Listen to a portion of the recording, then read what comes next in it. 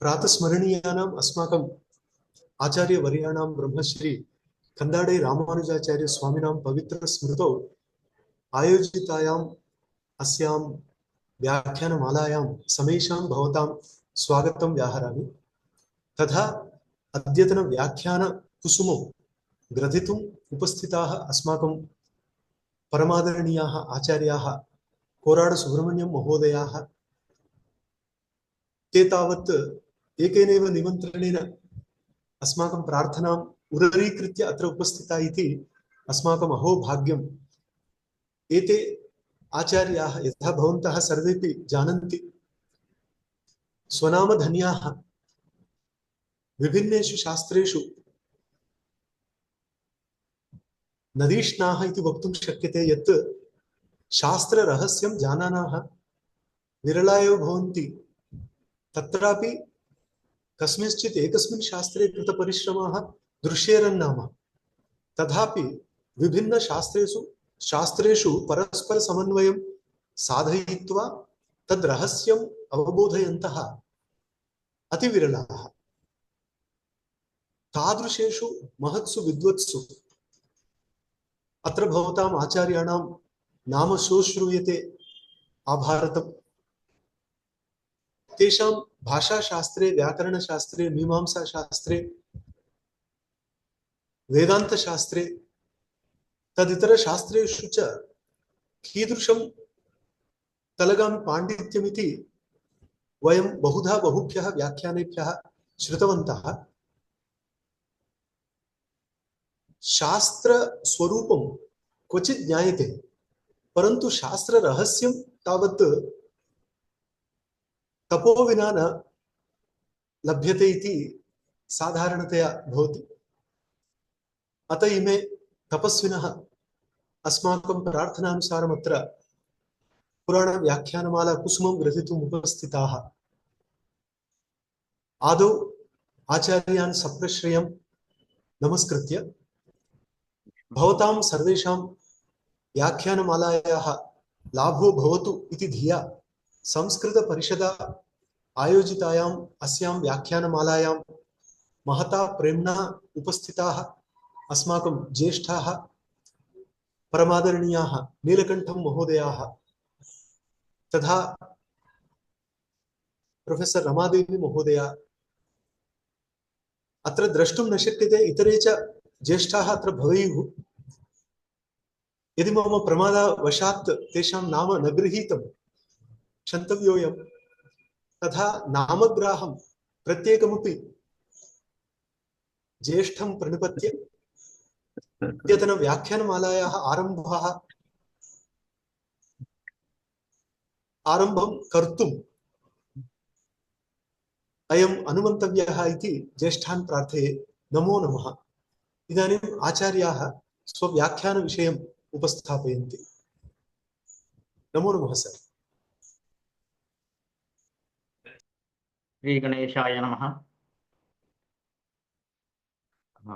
अद्य महदिदं प्रमोदस्थानं मम अवकाशः सम्प्राप्तः एतादृशानां विदिषां सम्मुखे यत्किञ्चित् वक्तुम् उत्सहे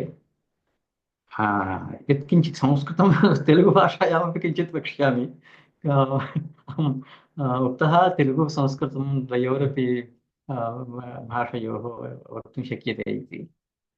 तत्र अहम् अत्यन्तं कृतज्ञः तेषां परिषदे, संस्कृतपरिषदे, एवमेव पेन्नमधुसूदन महाभागेभ्यः एवं नीलकण्ठाय विद्वद्भ्यश्च अत्यन्तमहं कृतज्ञः। భాగవత పురాణం అనేటువంటిది ఒక విషయం ఇచ్చారండి. దీని మీద మాట్లాడమని చెప్పన్నారు. అంటే నేనే అన్నాను, ఏ పురాణం అంటే భాగవత పురాణం, భాగవతమైనా చెప్పాలి, గరుడ పురాణం చెప్పాలి, ఇలా కొంచెం విష్ణు పురాణం, ఇలా ఏదో చెప్పుకోవాలి అని చేత అశోక వినికా న్యాయం చేత నేను భాగవతం ఎత్తుకున్నాను. అయితే వీటిలో విశేషం ఏంటంటే భాగవత శబ్దంకి అర్థం ఏమిటండి? భగవాన్ అంటే ఎవరు? భాగవతం అన్న శబ్దంకి అర్థం ఏమిటి? ఆ పైన పురాణం అన్న శబ్దంకి అర్థం ఏమిటి? అయితే భగ అనే శబ్దానికి విష్ణు పురాణంలో 5వ అధ్యాయం 6వ శ్లోకంలో నిర్వచనం ఇచ్చారు. ఐశ్వర్యస్య సమగ్రస్య ధర్మస్య యశసః శ్రేయః జ్ఞానవైరాగ్యయోశ్చైవ షణ్ణాం భగ ఇది ఎరణ. ఈ అష్టైశ్వర్యాలు ఉన్నాయి, అనిమాది ఐశ్వర్యాలు. అవి ధర్మము, యశస్సు, శ్రీ, ఆ తర్వాత జ్ఞాన వైరాగ్యం. ఈ ఆరింటిని కలిపి భగం అని చెప్పి అంటారు. ఇవి కలవాడు మతు ప్రత్యయం ఇవాదిభ్య వకారం వస్తుంది, భగవాన్ అని చెప్పి అవుతుంది. ఆ భగవంతుడికి సంబంధించింది భగవత ఇదం అని చెప్తే అదం అని ప్రత్యయం చేస్తే శీర్షిక భాగవతం అని చెప్పి అవుతుంది. పురాణం నుండి పురాణవం ప్రాచీనం అయినప్పటికీ కూడా అది చాలా కొత్తగా అనిపిస్తుంది అన్నమాట ఆ విషయం. అయితే భాగవత పురాణం అని చెప్పంటున్నారు. బాగా అసలు భాగవత పురాణం దేనికోసం రాయాలి? ఇప్పుడు వేదాలు ఉన్నాయి, వేదాంగాలు ఉన్నాయి, ఉపనిషత్తులు ఉన్నాయి, ఇవన్నీ ఉంటుండగా మళ్ళీ ఇవి దేనికండి అని అంటే భాగవతంలోనే దానికి సమాధానం చెప్పారు. స్త్రీశూద్ర ద్విజబంధూనాం త్రయీన శృతి గోచర. ఇప్పుడు ఏమవుతుందంటే అందరూ వేదాధ్యయనం చేయడానికి లేదు.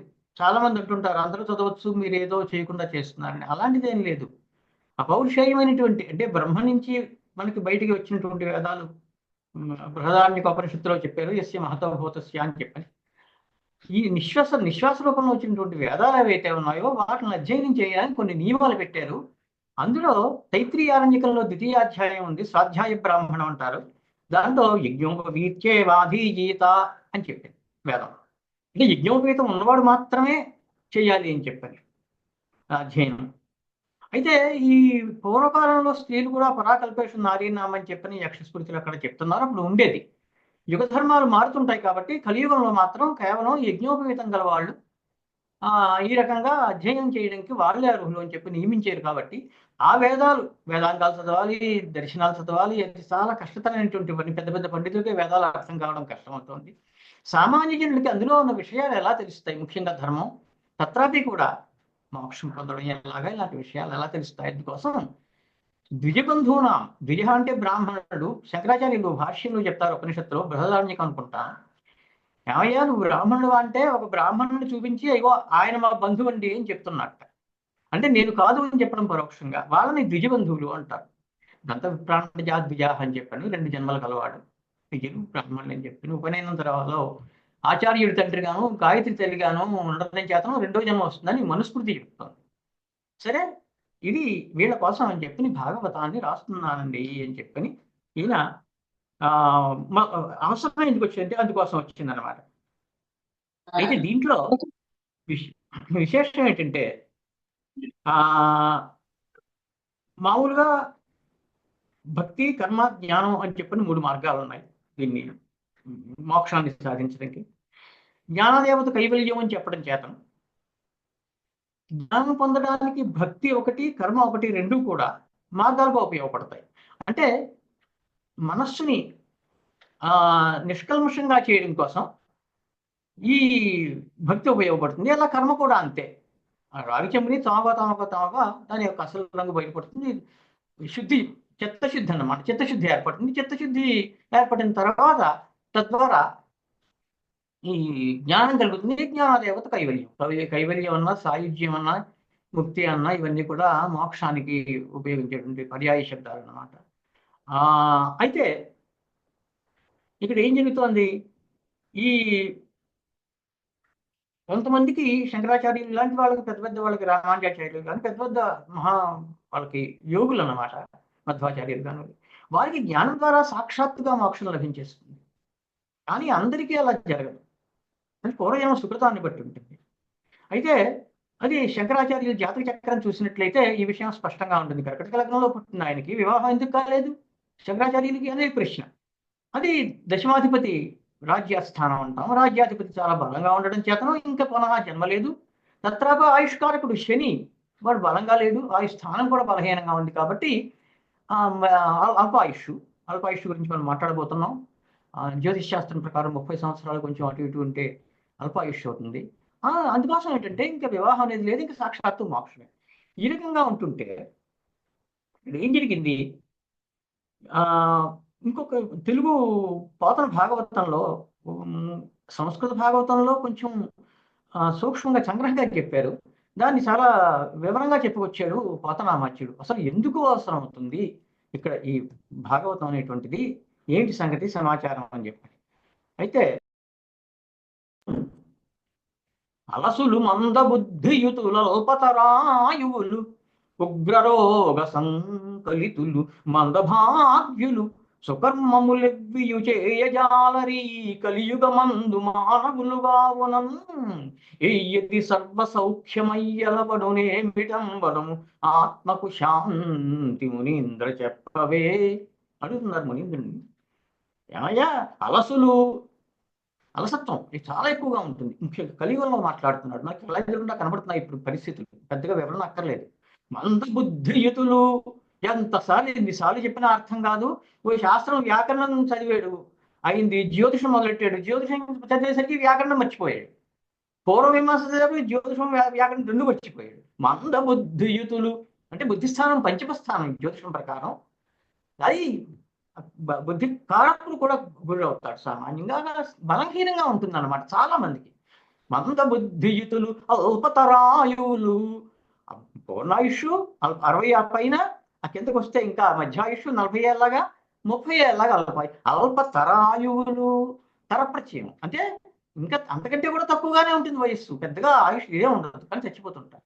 అల్పతరాయువులు ఉగ్రరోగ సంకలితులు. కలి సర్వార్థవాచక, భయంకరమైన రోగాలు వస్తాయి. ఏమిటండి భయంకరమైన రోగం ఏమిటి? ఇప్పుడు వ్యాధుల గురించి చెప్పుకొచ్చారు, సాధ్యమో అసాధ్యమో కష్ట సాధ్యము ఇలాగని చెప్పని ఆయుర్వేదంలో కూడా ఉన్నాయి, రకరకాల వ్యాధుల గురించి చెప్పుకొచ్చారు. ఇప్పుడు మీరు ఈ ఉగ్రరోగ సంకలితులు ఉంటున్నారేమిటి జనులు? భయంకరమైన రోగాలంటే చూస్తున్నాం ఇప్పుడు మనం. ఏదో చికెన్ గున్యా అంటాడు, మటన్ మంచూరియా అంటాడు, తెలియదు అంటాడు, ఏవేవో పేర్లు పెడుతుంటారు వాటికి.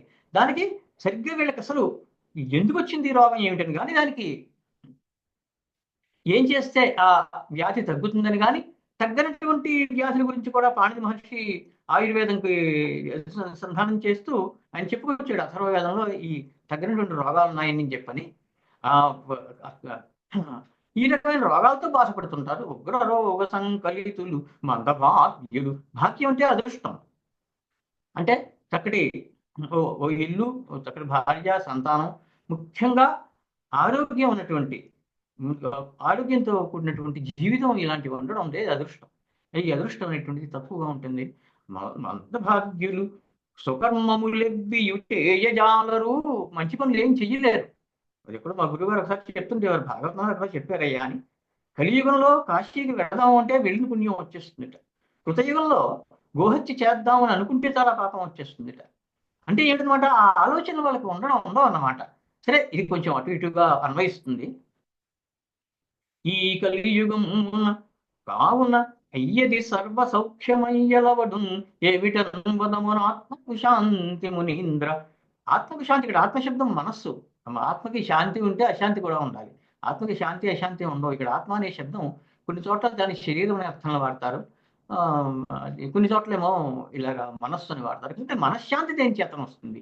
సమస్య ఏంటంటే ఇక్కడ మనస్సుతోటే ఉంది అంతా కూడా. మనస్సు కలుషితం అయినప్పుడు పంచభూతాలు కలుషితం. భూమి కలుషితం, భూమిలో ఉండే కోరలో అవన్నీ అన్నమాట.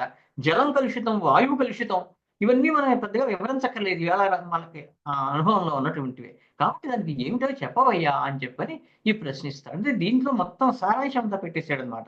అసలు ఏం చేస్తే ఈ మనశ్శాంతి కలుగుతుంది, జనాలకి మనశ్శాంతి కరువైపోయి ఉంటుంది కలియుగంలో అని చెప్పని దీనికి నేను తీసుకొచ్చాడు. అలాగే ఈ పోతనన్న ఆయన భాగవతం మొదలుపెట్టినప్పుడు ఏం చేశాడంటే ఒక చక్కటి పద్యం చెప్పాడు అనమాట. చాలా అర్థవంతమైంది. అంత అర్థం వీళ్ళు చెప్తున్నారో లేదో నాకు తెలియదు కానీ, శ్రీకైవల్య పదము చేరుటకునై చింతించదం లోకరక్షైకారంభకు భక్త పాలన కళా సంరంభకున్ దానవోద్రేక స్తంభకున్ కేలిలోల విలసదృగ్జాల సంభూత నానా కంజాత భవాండ కుంభకు మహానందాంగనాడింభకు. ధర్మార్థ కామ మోక్షాల్లో మోక్షం చెందు ప్రధానమైనటువంటిది, దానికోసం అందరూ ప్రయత్నం చేయాలి అనేటువంటిది సర్వవిదితం, అందరికీ తెలుస్తుంది. ఆఖరికి వ్యాకరణంలో కూడా వ్యాకరణ జ్ఞానపూర్వక శబ్ద ప్రయోగం చేస్తే నీకు ధర్మం వస్తుంది, ధర్మం చేత మోక్షం వస్తుంది. అంచేత భాష దగ్గర కూడా వాళ్ళంత జాగ్రత్తలు తీసుకున్నారనమాట. అసలు ఎంత విశేషం, ఏ ప్రపంచంలో ఎక్కడైనా ఉంటుందా ఇలాంటిది? అంత గొప్పదైన సంస్కృతి. ఈ మన ఏమంటుంది దీని పేరు, ఈ ధర్మం అనేటువంటిది అంటే ఏం చెప్తున్నాడు, శ్రీకైవల్య పదం చేరుటకున్నై సర్వే వేద యత్పదమామనంతి ఉపనిషత్తు చెప్తుంది. అక్కడ శంకరాచార్యులు పదనీయం గమనీయం ఇది పదం అన్నారు. పదం అంటే మామూలుగా రకరకాల అర్థాలు ఉన్నాయి. శుప్తింగంతం పదం అని, నానాఖ్యాతోపసర్గని పాత అని చెప్పని వాణిని పూర్వం వాళ్ళు చెప్పారని. జ్యోతిషంలోకి వచ్చినట్లయితే ఇవి చెప్తాను, ఏమంటారు దాని పేరు, అన్ని కలిపి మొత్తం తిథి నక్షత్రం ఇట్లాంటి కందాయ ఫలం కోసం పదం అంటాం జ్యోతిషంలో. అలాగే పదం అనేటువంటిది ఏ స్థలంలో అయితే ఖచ్చితంగా ఇల్లు కడుతున్నామో దాన్ని పదం అంటారు. వాస్తుశాస్త్రం ఇలా రకరకాల అర్థాలు ఉన్నాయి పద శబ్దంకి. ఇక్కడేం చెప్తున్నాడు, పదం అంటే ఈ కైవల్యం, కేవలస్య భావ కైవల్యం. నేను వ్యాకరణంలోకి ఎక్కువ వెళ్ళడం లేదు, సమయం. కైవల్యం అంటే మోక్షం. అక్కడ దానికోసం అని చెప్పని చేరుటకున్న ఈ చింతించదను. ఈ చింతించడం ఏంటండి, చింతన దేని గురించి అండి? శ్రోతవ్యో మంతవ్యో నిధిధ్యాసితవ్య చాందవ్యం. ఉపనిషత్తు ఏం చెప్తుందంటే నువ్వు వినాలి ఈ ఉపనిషత్ వాక్యాలు, అవి కూడాను. మంతవ్య, మననం చెయ్యాలి. అసలు ఇంట్లో అర్థం ఏమిటి, అదేంటిని. నిధిధ్యాసితవ్య, వేదాంతంలో నిధిధ్యాస అంటారు, యోగంలోనేమో ధ్యానం అంటారు. పంచదశి అనే గ్రంథంలో ఈ మాట స్పష్టంగా చెప్పారు. ఏకతానత్వమేతద్ధి నిధిధ్యాసనం ఉచ్యతే అని పంచదశి. కాబట్టి నిధిధ్యాసనం అంటే ధ్యానం అన్నమాట, జై చింతాయాం ధాతు. అందుకోసం చింతించదను. ఇందులో ఒక్కొక్క పదం ఉపనిషత్తుల్లోనూ వాటిలో ఉన్నటువంటి ఒక్కొక్క అభిప్రాయాన్ని ఏదైతే ఉంటుందో దాన్ని తీసుకొచ్చి చెప్పడం కోసం అది రాస్తున్నాడు అనమాట. పద్యం నోటి అలా వస్తుంది. ఏమంటారు దాని పేరు, అర్థం వాగనువర్తి ఋషీణాం పునరాజ్యానాం భవభూతి అంటున్నాడు ఉత్తరాం చరిత్రంలో. ఋషీణాం పునరాజ్యానాం అర్థం వాగనువర్తతే. మామూలుగా లౌకికులైతే మనం ఏం చేస్తాం, అర్థం తెలుసుకుని లౌకికానాహి సాధునా అర్థం వాగను ఆ రకంగా ఉంటుంది అన్నమాట. అందుకోసం చింతించదన్ లోకరక్షైకారంభకం. కొంచెం మనం ఈ సృష్టి క్రమంలోకి కొంచెం వెళ్ళబోతున్నాం. జన్మాద్యస్యత అనేటువంటి సూత్రం తీసుకుని ఈ ముందుల భక్తపాలన కళా సంరంభకం. భక్తుల్ని పరిపాలించడం అంటే ఆ కళల తొందరగా ఉంటాడు, అలవిడిగా ఉంటాడు. ఇది ఏమిటో ఒకసారి గజేంద్ర మోక్షం మనం ఒకసారి చూడబోతున్నాం. దాంట్లో మళ్ళీ ఈ సంరంభకం అనే మాట అక్కడ వస్తుంది. కావ్యం గ్రంథం రాస్తున్నాడంటే దిగు అలా ఉండాలన్నమాట. అంటే ముందుగా ఏం చేస్తున్నాడు అనమాట, ఏమేం చేయబోతున్నాడో, ఎలాంటి కథలు మనకి చెప్పబోతున్నాడో. దానవోద్రేక స్తంభకం. దానవులకి కొంచెం ఉద్రేకం ఉంటుంటుంది, దానిని అలగదొక్కుతుంటాడు. అంటే ఏం మాట్లాడుతున్నాడు అనమాట, దేని గురించి మాట్లాడుతున్నాడు అనమాట, ఈ ప్రహ్లాదుడును హిరణ్యకశిపుడు ఆ వ్యవహారం అనమాట, మనసులో పెట్టుకు మాట్లాడుతున్నాడు. ఉద్రేక స్తంభపు కేళిసోల విలస దృగ్జాల సంభూత నానాకంజాత భవంగ డింభకం మహానందాంగనాడింభకం ఆనందో బ్రహ్మేతి వ్యజానాత్ అని. నిజం చెప్పాలంటే అక్కడ పంచకోశాలు ఉన్నాయన్నమాట. ఆ పంచకోశాల్లోనూ కూడా ఆనందం చివరిలో పెట్టి ఆనందో బ్రహ్మయతన్న ప్రాజదు అంతర్బుద్ధిని ఊహింపు అంటాడు మన చరిత్రలో. అది నిజంగా అది ఆనందం కూడా దాన్ని దాటినటువంటిది. ప్రతిష్ట అని చెప్పి అక్కడ ఉపయోగిస్తారు. అయితే అంత లోతుగా మనం ఇప్పుడు వెళ్ళడం లేదు. కానీ ఈ రకంగా భాగవత పురాణం అనేటువంటిది అసలు ఎందుకు మొదలు పెట్టాల్సి వచ్చింది, పెట్టిన తర్వాత ఏం చేస్తాడు, దాంట్లో కూడా ఈ 9 నవవిధ భక్తులు భక్తిని ఎలా వ్యక్తం చేయాలి. భజ సేవాయాం అని ధాతు, భజ్యతే సేవ్యతే అనయా ఇది భక్తి అంటే స్త్రీయాంతిన్ భావే ప్రత్యేకత వచ్చిందన్నమాట.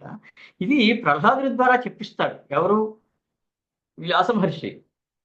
శ్రవణం కీర్తనం విష్ణో స్మరణం పాదసేవనం, ఆ తర్వాత స్మరణం అక్షరం వందనం, ఇవన్నీ కూడా దాస్యం, సఖ్యం, ఆత్మనివేదనం అని చెప్పుకోవచ్చు. ఈ శ్రవణం చేయాలన్నారు చెప్పాం కదా. 5 ఉపనిషత్తుల్లోంచి తీసుకున్నది, శ్రోతవ్య అని దాన్ని తీసుకున్నటువంటిది. కీర్తనం ఎంత పదే కీర్తనం చేయడం చేతనం. ఈ కీర్తనం చేయడం ఇలాంటి విషయాలకు ఇంకా విస్తృతంగా కావాలంటే విష్ణు పురాణం ఇలాంటి వాటిలో ఉన్నాయి, మిగతా పురాణాల్లో ఉన్నాయి.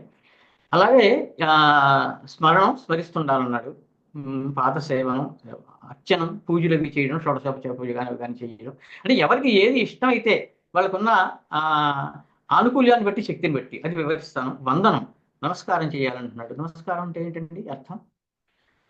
నమస్కారం అంటే అర్థం ఏంటంటే నేను నువ్వు నాకంటే ఉత్కృష్టుడు, నేను నీకంటే నికృష్టుడిని, అంటే నువ్వు నాకంటే ఎక్కువ, నేను నీకంటే తక్కువ అని చెప్పి నమస్కారం అలా చేయాలన్నమాట. అంతేగాని ఏకహస్తాభివందనం చేస్తే ఉన్న ధర్మం మొత్తం పోతుంది అన్నాడు శాస్త్రం, ధర్మశాస్త్రం.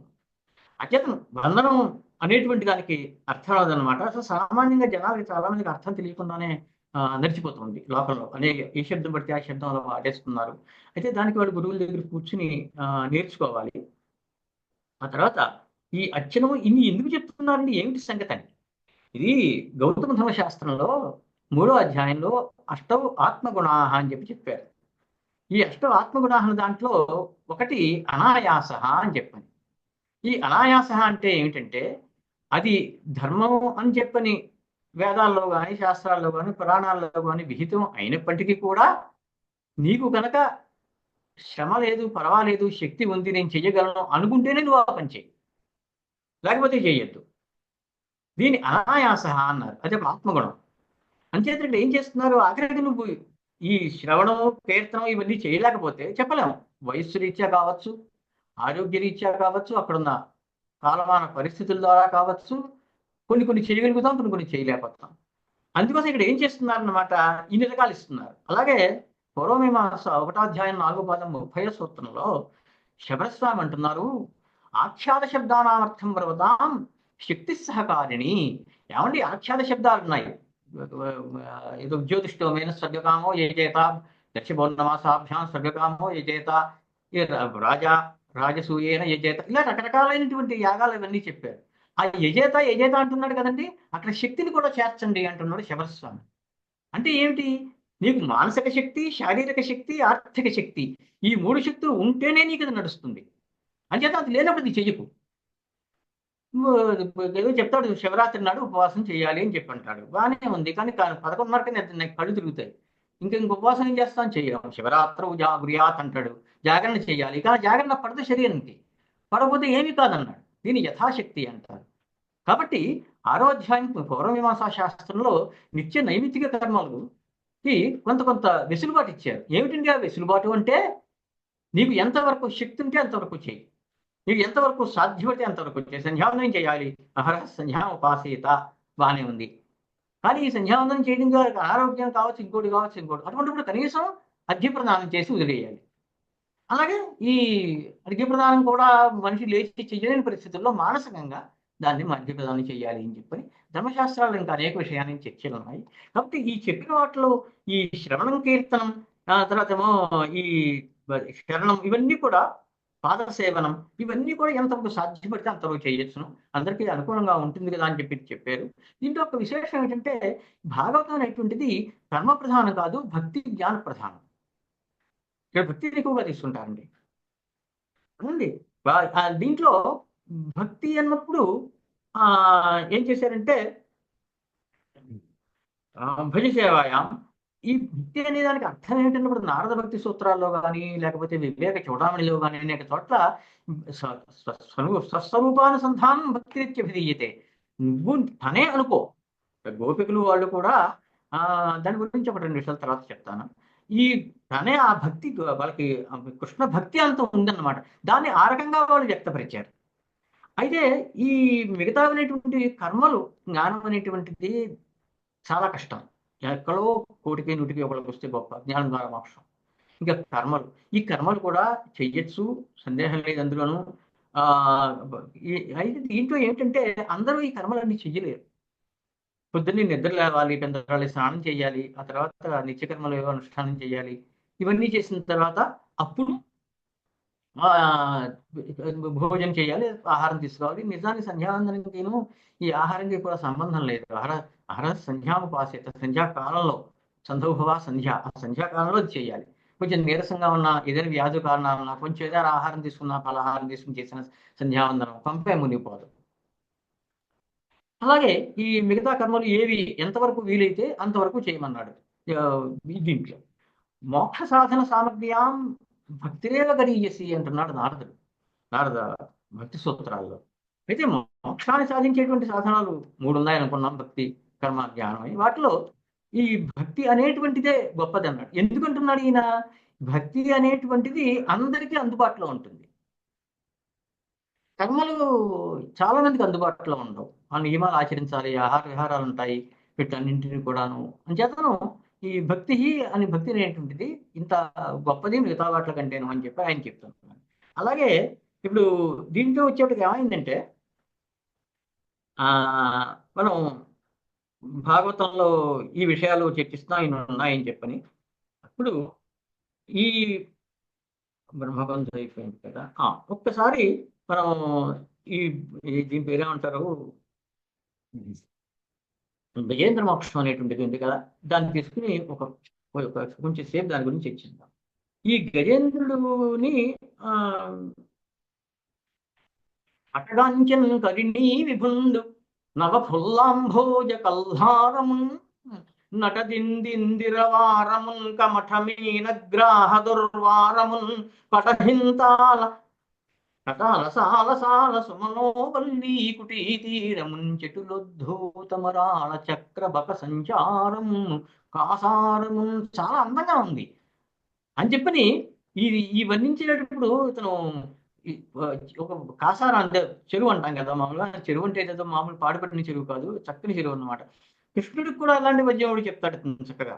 కనియం కృష్ణుడు సాధు నీరము మహాగంభీరము తద్దపోకనదాస్వాద వినోద మోద మద భృంగద్వంద్వ ఝంకారము ఘనకల్లోలతావితార కాదంబ కోలాహల స్వర విస్ఫారము మందవాయుజ గణాసారము కాసారము చూశాడు. సరే చూశాడు, వెళ్ళాడు, అక్కడ నీళ్లు తాగుదామని ఉపక్రమించాడు.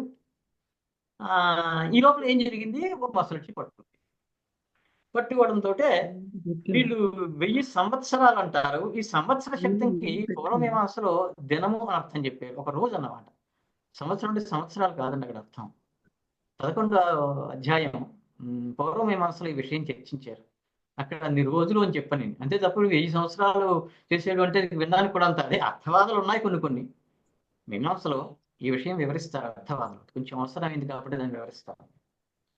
అర్థం ఈ ఒక వ్యక్తికి ఒక కర్మ చేయడంలో ఆసక్తిని కలిగించడం కోసం దాన్ని పొగుడుతూ కొన్ని విషయాలు, ఒక వ్యక్తిని ఒక కర్మ దుష్కర్మ చెడ్డ పని దాని నుంచి వెనక్కి తీసుకురావడానికి నివర్తింపజేయడం కోసం అని చెప్పని కొన్ని నిందావాచకాలు చెప్తారు.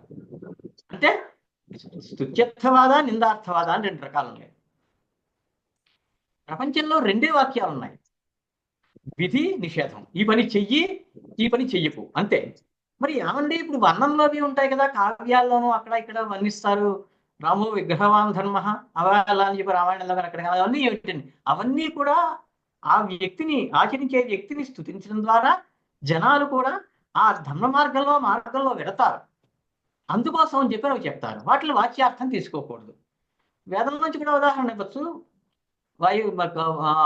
వాయుయజ్ఞ శ్వేతమాల భేద భూతికామహ యజుర్వేదం నుంచి మాట్లాడుతున్నాను. ఈ ఐశ్వర్యాన్ని కోరుకునేటువంటి వ్యక్తి వాయువీయమైనటువంటి ఒక యాగం చేయాలి. ఇక శ్వేతపశు ఎక్కడైతే ఏమో ఉంటుందో అని చెప్పి చెప్తున్నాను. వాయుర్వై క్షేపిష్ఠా దేవత వాయుమేవ స్వేన భాగధేయే నోపధావతి స ఏవైనం భూతింగమయతి అని చెప్పి తర్వాత వాక్యాలు అనబడుతున్నాయి యజుర్వేదంలో. అంటే ఏమిటనమాట, వాయువు చాలా వేగంగా వెళ్ళేటువంటి క్షేపిష్ఠ అంటే చాలా వేగంగా వెళ్ళేటువంటి దేవత అండి. దేవత అని దేవతల్ అని ప్రత్యయం, దేవత అని స్వార్థంలో అంటే అగ్నిర్దేవత, పుంలింగం స్త్రీలింగం కూడా అదే అవుతుంది. అగ్నిశోమం దేవత, ఇది కూడా అనుప్రయోగం మేము అసలు. కాబట్టి అగ్నిర్దేవత, గాయత్రి దేవత, దేవతా శబ్దం పుంలింగవాచకం స్త్రీలింగవాచకం, ఇంకా ఉభయం ఉంటుంది అక్కడ కూడా, దాన్ని కూడా చెప్తుంది అనమాట. అట్టిపడి అయితే ఇప్పుడు ఏమంటున్నాడు, ఇది వేగంగా పెడుతుంది కాబట్టి వీళ్ళే దేవత కాబట్టి వాయువు తొందరగా ఇస్తాడు ఫలితాన్ని. ఏవైనం భూతింగమయతి విభూదద్భూదర ఐశ్వర్యం అనిమాదికమష్టధ అని చెప్పి అమరకోశం. నేను 5 సంవత్సరాలు చదువుకున్నాను అమరకోశం. అనుభూతి అంటే అది విభూతి అన్నమాట, ఐశ్వర్యం అన్నమాట. ఈ ఐశ్వర్యాన్ని ఇచ్చేటువంటి దేవత అని చెప్పి. అయితే ఈ చెప్పినటువంటి అర్థవాద వాక్యాలు పొగుడుతూ చెప్పినటువంటి వాక్యాలు ఏవైతే ఉన్నాయో అవి కేవలం చోదన అంటారు మీమాంసలోను, ప్రేరణని కల్పించడం కోసం చెప్పినటువంటి. ఏమంటే నిందా వాక్యాలు కూడా ఉన్నాయి కదా కొన్ని చోట్ల. రామాయణం తీసుకున్నాం, రావణుని గురించి నింద చేస్తున్నారు. అసలు రామాయణం ఏమిటి, వేద ప్రాచేత సీత్ సాక్షాత్ రామాయణాత్మ, రామాయణం అంటే వేదం అండి అన్నాడు. మరి వేదం చదివితే రావణుడికి రావణుడు నింద చేస్తూ కొన్ని వాక్యాలు ఉన్నాయి కదా, వాటి ద్వారా మనకి రావణుడి మీద ద్వేషం కలుగుతుంది కదండి. యోగ చిత్తవృత్తి నిరోధ అన్నారు. యోగం అంటే ఏమిటి? చిత్తం, మనస్సు యొక్క ప్రవృత్తి ఉంటుంది అటు ఇటును, దాన్ని నిరోధించడం, అదే యోగ శబ్దంకి అర్థం. మరి ఇక్కడ ఎలాగండి అన్నాడు.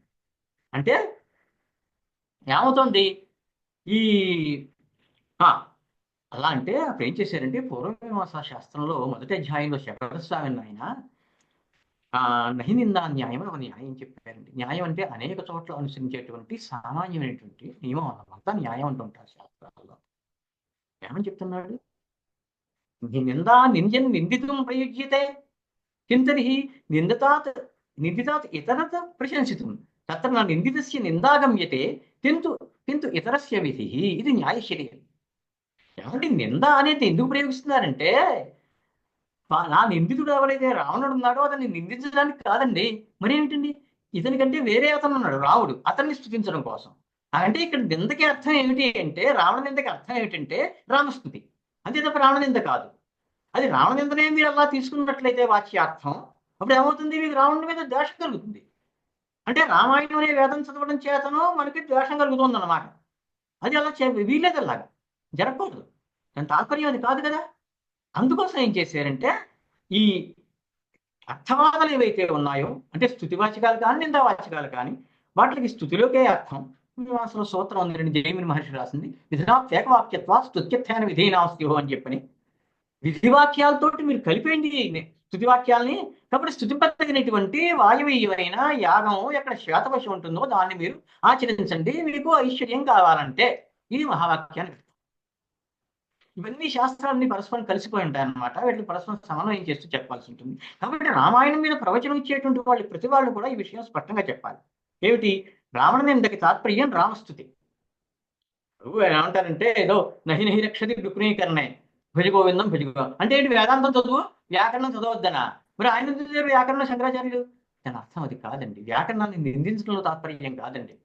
తత్ వాక్యార్థ తస్మిన్ పరాహ ఆసక్తాః తత్పరాహ తేషాం భావ తాత్పర్యం గుణవచన బ్రాహ్మణానిభ్య కర్మణి అని పాణిని సూత్రం చేత శ్రేణి ప్రత్యయం వచ్చింది. అయితే ఇక్కడ ఏం జరుగుతుంది? వ్యాకరణం అనేటువంటిది చదవాల్సిందే, లేకపోతే అసలు వ్యాకరణ మూలత్వాత్ సర్వ విద్యానాం ధన్యాలోకం. అన్ని విద్య ఏది కావాలన్నా ఉందో వ్యాకరణం ఉన్నారు. అయితే ఆచార్యులు ఏమంటున్నారంటే, నువ్వు అదే పనిగా వ్యాకరణాన్నే పట్టుకుని ఇది చెయ్యకు, పరమార్థమైనటువంటిది ఒకటి ఉంది, అదేంటిది? వేదాంతం. కాబట్టి భజ గోవిందం భజ గోవిందం అని చెప్పేసి అక్కడ దానికి శ్లోకాలకు అర్థం. అందుకోసం ఇక్కడికి వచ్చేప్పటికి ఏం చేస్తున్నారంటే, వాక్యార్థం చెప్పేటప్పుడు విధిగానే అవుతుంది. ప్రపంచంలో ఏ భాష అయినా తీసుకోండి, అక్కడ విధి చెయ్యి అని చెప్పాను ఉంటుంది, నిషేధం చెయ్యొద్దు అని ఉంటుంది. రెండే ఉంటాయి అంతే వాక్యాలు. మిగతా వాక్యాలన్నీ కూడా ఈ రకంగా అన్వయం అట్టే పెడతాం. ఇక్కడికి వచ్చేప్పటికి ఏమైంది? సరే, మన గజేంద్రుడు అది చెరువులోకి వచ్చాడు, అతను పట్టున్నాడు. ఇంతకీ ఇదంతా ఎందుకు వచ్చింది? సంవత్సర శబ్దంకి ఒక దినము అనే అర్థం మీమాంసలో ఉంది, 11వ అధ్యాయంలో అని చెప్పడానికి నువ్వు అట్టేపెట్టి. మీమాంస అనేది వాక్యశాస్త్రం. వాక్యార్థం నిర్ణయం చేయాలంటే మీమాంస చదివి తీరాలి. ఈ రోజుల్లో మీమాంస చదివే వాళ్ళు చాలా చాలా చాలా తగ్గిపోయారు.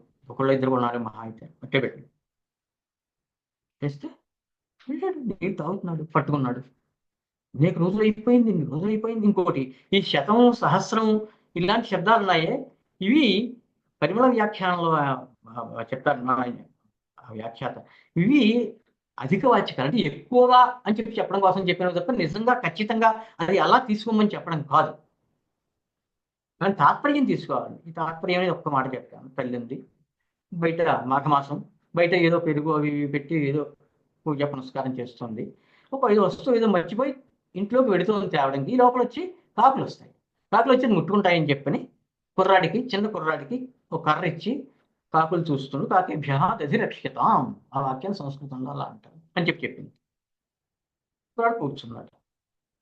అదే అక్కడికి ఒక కుక్క వచ్చింది, ఒక పిల్లి వచ్చింది, అది పల్లెటూరు, ఏవో రకరకాలైనటువంటివి వస్తాయి.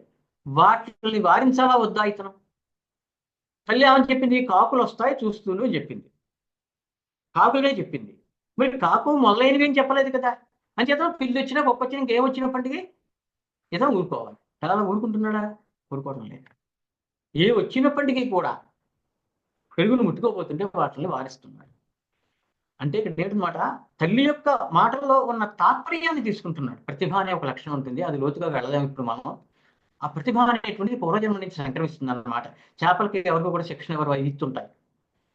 సాలిడ్కి ఎవరు కూడా ఎలాగ గూడు కట్టాలో నేర్పలేదు, అవి చేస్తున్నాయి. ఇవన్నీ భర్తృహరి వాక్యపది అనే వాక్యంలో పునర్జన్మ ఉంది అని వివరించడం కంటే సందర్భంలో.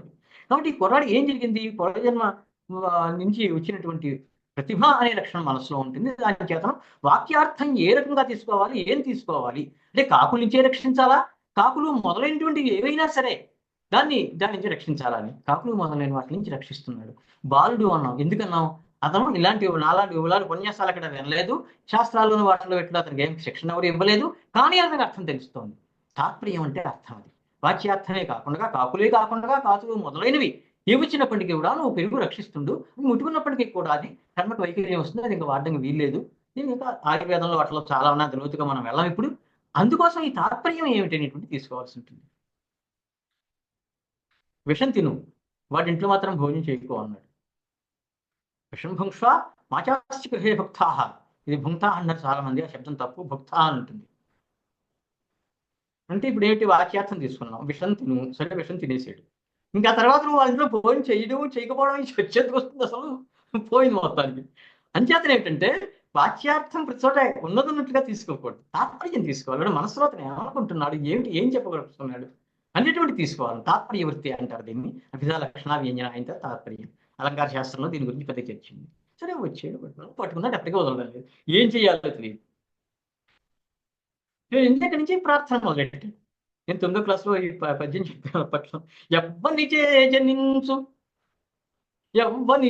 జనించు జగమెవ్వని లోపల నుండు లీనమై ఎవ్వని యందు పరమేశ్వరుడెవ్వడు, మూల కారణం వెవ్వడనాది మధ్యలయుడెవ్వడు, సర్వము తానయైన వాడెవ్వడు, వాని ఆత్మభవునీశ్వరునే శరణము వేడదన్. మొత్తం వేదాంతం పట్టుకొచ్చి ఆ బ్రహ్మసూత్ర శాంకర భాష్యం అందులో ఏమున్నా మొత్తం ఎక్కడైనా చూడండి, భగవద్గీత మొత్తం చూడండి, పట్టుకొచ్చి పద్యంలో వారేసాడని. ఎవరైనా చేయగలరండి ఆ పని? దీన్ని పూర్వజన్మ సుకృతం. అంటే నేను భాగవతమే కొంచెం చెప్తున్నాను, దీంట్లో కొన్ని నా స్వభావత ఏంటంటే నేను కేవలం ఆ శాస్త్రం మాట్లాడలేను, నా వల్ల కాదు. కొంచెం పురాణము, కొంతేమో యోగం, కొంత ఆయుర్వేదము, కొంత వేదాలు, ఉపనిషత్తులు అన్ని తీసుకొచ్చి చెప్పాల్సి ఉంటుంది. సమగ్రంగా అలా చెప్తేనే ఎదురు వాళ్ళకి విషయం అర్థం అవుతుంది అని నా భావన. ఎవ్వనిచే జనించు జన్మాద్యస్య యతః. జన్మ ఈ 3 ఉన్నాయి కదా మొత్తం. ఈ అది పుట్టుక దేని నుంచి వచ్చింది, స్థితి ఎక్కడి నుంచి వచ్చింది, లయం నాశం ఎక్కడి నుంచి ఉందని జన్మాద్యస్య యతః అని బ్రహ్మసూత్రం మొదటి సూత్రం బాధరాయండి మాట్లాడుతున్నాం. యతో వా ఇమాని భూతాని జాయంతే ఏన జాతాని జీవంతి యత్ప్రయంత్యభిసంవిశంతి. తైత్రీయ ఉపనిషత్తు. మిగతా ఉపనిషత్తులు కూడా ఉన్నాయనుకోండి, కొంచెం భేదం. వివేగానం అని చెప్పి శంకరాచార్య చెప్పారు, అవన్నీ ప్రస్తుతం మనకి అంత ఇది కాదు. దేని నుంచి అయితే అసలు ఇది పుడుతోందో, ఈవేళ కూడా ఎవరైనా కనుక మన సనాతన ధర్మం గురించి మాట్లాడితే ఒక సమాధానం సామాన్యులకు చెప్పడానికి ఉపయోగిస్తుందని చెప్తున్నాను. ప్రపంచంలో ఏ వస్తువైనా తీసుకో, నువ్వు కంప్యూటర్ తీసుకుంటావో, సెల్ ఫోన్ తీసుకుంటావో, చెట్టు తీసుకుంటావో, క్షేమ తీసుకుంటావో నాకు అనవసరం. అది ఒకే పదార్థం నుంచి వచ్చింది.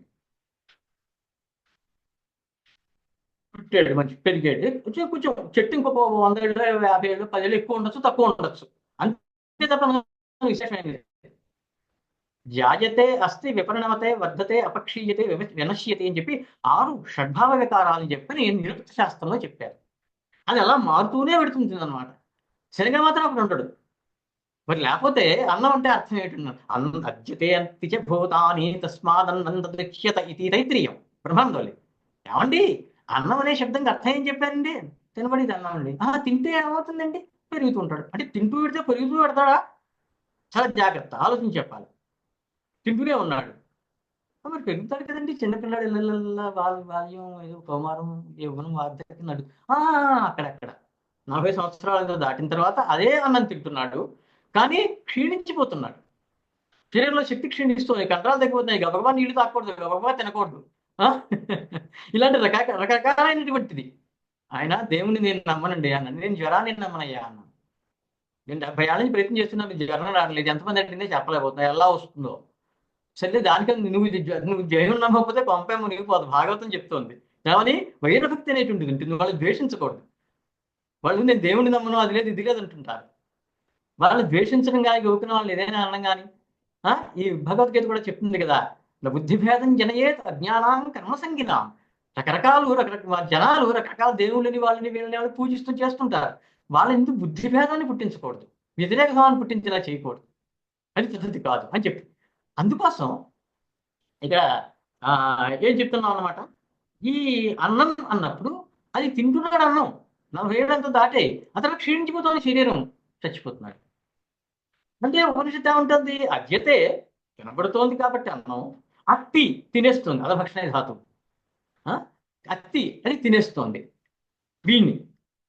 అద్యత అన్నంకి 2 అర్థాలు ఉన్నాయి శబ్దంకి. కళ్ళంటే నిన్న రేపు అనే వాళ్ళు పడుతుంటారు అలాగనమాట.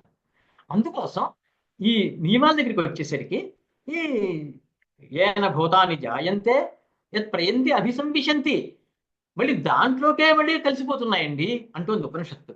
అంటే ప్రపంచంలో ఎవరికైనా సమాధానం చెప్పాల్సి వస్తే ఒకటి, ప్రతి వస్తువు కూడా మట్టి నుంచి వచ్చింది ఒకలా చెప్పాలి. అంటే పంచభూతాలు అనుకోండి, ఆ విషయం వాటిలోకి మనం ప్రస్తుతం వెళ్దాం. పాంచభౌతికమైనటువంటి శరీరం మళ్ళీ ఏమవుతుంది, బట్టిలోనే కలిసిపోతుంది. మరి వీటన్నిటికీ మూలం ఎక్కడో ఒకటి ఉండాలి కదా, ఒకటి అదేంటంటే బ్రహ్మ పదార్థమే. ఈ మామూలుగా కొంత మట్టి ఇచ్చి దీన్ని కుండ చేయరా అంటే కుండ చేసేది మట్టి అయిపోయినది లేదు, కానీ బ్రహ్మ విషయంలో అలా కాదు. సో కామయత బహుశ్యాం ప్రజాయేతి, ఆ బ్రహ్మం ఉండేది అనేక రకాలైన రూపాల్లో కనిపిస్తాను. మరి ఏమంటే ఇన్ని రూపాలు ఉన్నాయి కదా, ఇంకా అయిపోయింది కదా, మట్టి అయిపోయింది అలా అవుతుంది. ఇది బ్రహ్మ ఉపాదాన కారణం, నిమిత్త కారణం, అవన్నీ చర్చలు అనుకోండి. అందుకోసం ఏంటంటే ఇది ఏ వస్తువు అయినా సరే ప్రపంచంలో అసలు నువ్వు దేవుడు లేడు, వాడు లేడు, వీడు లేడు, నువ్వు అలా ఎందుకున్నావు, నువ్వు చక్కగా అందంగా మన్మధుడు లాంటి ఆకారం, నీ భార్య పెద్ద రతీదేవి లాంటి సౌందర్యం, తర్వాత నీకు అసలు అనారోగ్యం రాకపోవడం, తర్వాత మరణం లేకపోవడం, ఎందుకు నువ్వు ఆఫ్ చేయలేకపోతున్నావు? నువ్వు ఎవరి చేతుల్లో ఉన్నావు? ఈశ్వరుడు, ఐశ్వర్యేన్ ధాతు స్థేష భాస పెసక సో వరచ్చని పాణిని సూత్రం. దాని చేత వరచ్ పరిచయం వస్తే చిత అందదాత స్వరం ప్రియుడు ఈశ్వర అనే శబ్దం అవుతుంది. ఐశ్వర్యయుక్తుడు. ఇక్కడ ఈశ్వర అంటే శివుడు కాదు, బ్రహ్మ. కాబట్టి ఏమంటున్నాడు, ఎవ్వని జనించు జగమెవ్వని లోపల నుండు లీనమయ్యి. చాలా విచిత్రమైన అర్థం చెప్పారండి విష్ణు పురాణంలో. వసుదేవ అంటే జగత్తంతో మొత్తం వసతి అస్మిన్, ఇతని ఎందు ఉంటుంది. ఇంకేంటి, ఇతను అన్నింటిలోనూ ఉంటాడు అంటున్నాడు కదా ప్రహ్లాదుడు. ఎందువలడందులేడని సందేహము వలదు, చక్రి సర్వోపగతుండు ఎందెందు వెదకి సూచిన నందందేగలడు, మానవ దానవాగ్రణి వింటే నువ్వు వెళ్ళకపోతే నేను చేయలేను. అందుకోసం ఏంటనమాట, అంతర్బహిష్య సర్వం వ్యాప్య నారాయణ స్థిత తింటూ మనకు మంత్రపుష్పంలో. కాబట్టి ఇవి ఇలాంటి వాక్యాలు చాలా ఉన్నాయి, అన్నింటికి తాత్పర్యం ఒకటి. ఎవ్వని జనించు జగమెవ్వని లోపల నుండు లీనమై. నీకు కనబడదు, అదే నేను అందరూ ఇంటి వరకు కనిపించారు కదండి, ఆలయం కనిపించింది. అయితే ఏమవుతుందనమాట, బ్రహ్మ అనేటువంటి వాడు నీ ఎందు ఉంటున్నాడు. భగవంతుడు అక్కడే ఉన్నాడు అనుకుంటే ఆ దేవాలయంకి వెడతాడు అధముడు. వెళ్ళేవాళ్ళు అధములని కాదండి దీని అర్థం. దేవాలయం వెళ్ళ అదే మంచిది అసలు. దేవుడు నాలో ఉన్నాడు అనుకుంటాడు మధ్యముడు. సంబ్రహ్మాస్మి మహావాక్యం, నేనే భగవంతుడిని, ఆ ఈశ్వరుని, ఆ పరబ్రహ్మని అని అనుకుంటాడు ఉత్తముడు. ఇది ఇతరత్ర చెప్తారు. కానీ ఏంటన్నట్లయితే ఈ పుణ్యక్షేత్రాలకు అక్కడ కానీ ఇక్కడ కానీ వెళ్ళడం, ఒక సాధ్యమైనటికి ప్రమాదాలు జరగకుండా, చూసినతలకు ఇబ్బంది లేకుండా ప్రవర్తించడం, దాని చేతను ఈ కీర్తనం అది చేయడం, ఆ చెప్పినటువంటి దశవిధ వీటిలో వస్తుంది కదా నవవిధ భక్తి, అది చాలా ముఖ్యం. ఎవ్వనిచే జనించడానికి ఎవ్వని అందుడిందు మురిగిపోతుంది, పోతుంది. ఎక్కడ అయిపోయిన తర్వాత ఎక్కడికి వెళ్తాడు అసలు. పరమేశ్వరుడెవ్వడు అన్నింటికంటే కూడా మొత్తం ఐశ్వర్యాలన్నీ కూడా, అంటే అన్నింటినీ ఈ అధీనంలో పెట్టుకుంటాడు. ఈ అష్టైశ్వర్యాల్లో ఇది కూడా ఉందండి. ఈ మొత్తం అన్నింటినీ స్వాధీనంలో పెట్టుకోవడానికి ఈశిత అంటారు దాన్ని. పరమేశ్వరుడెవ్వడు మూల కారణం ఎవ్వడు ఎదువా ఇమాని భోగాన్ని జాయంతి అంటున్నాడు. దీని నుంచే వస్తున్నాయి.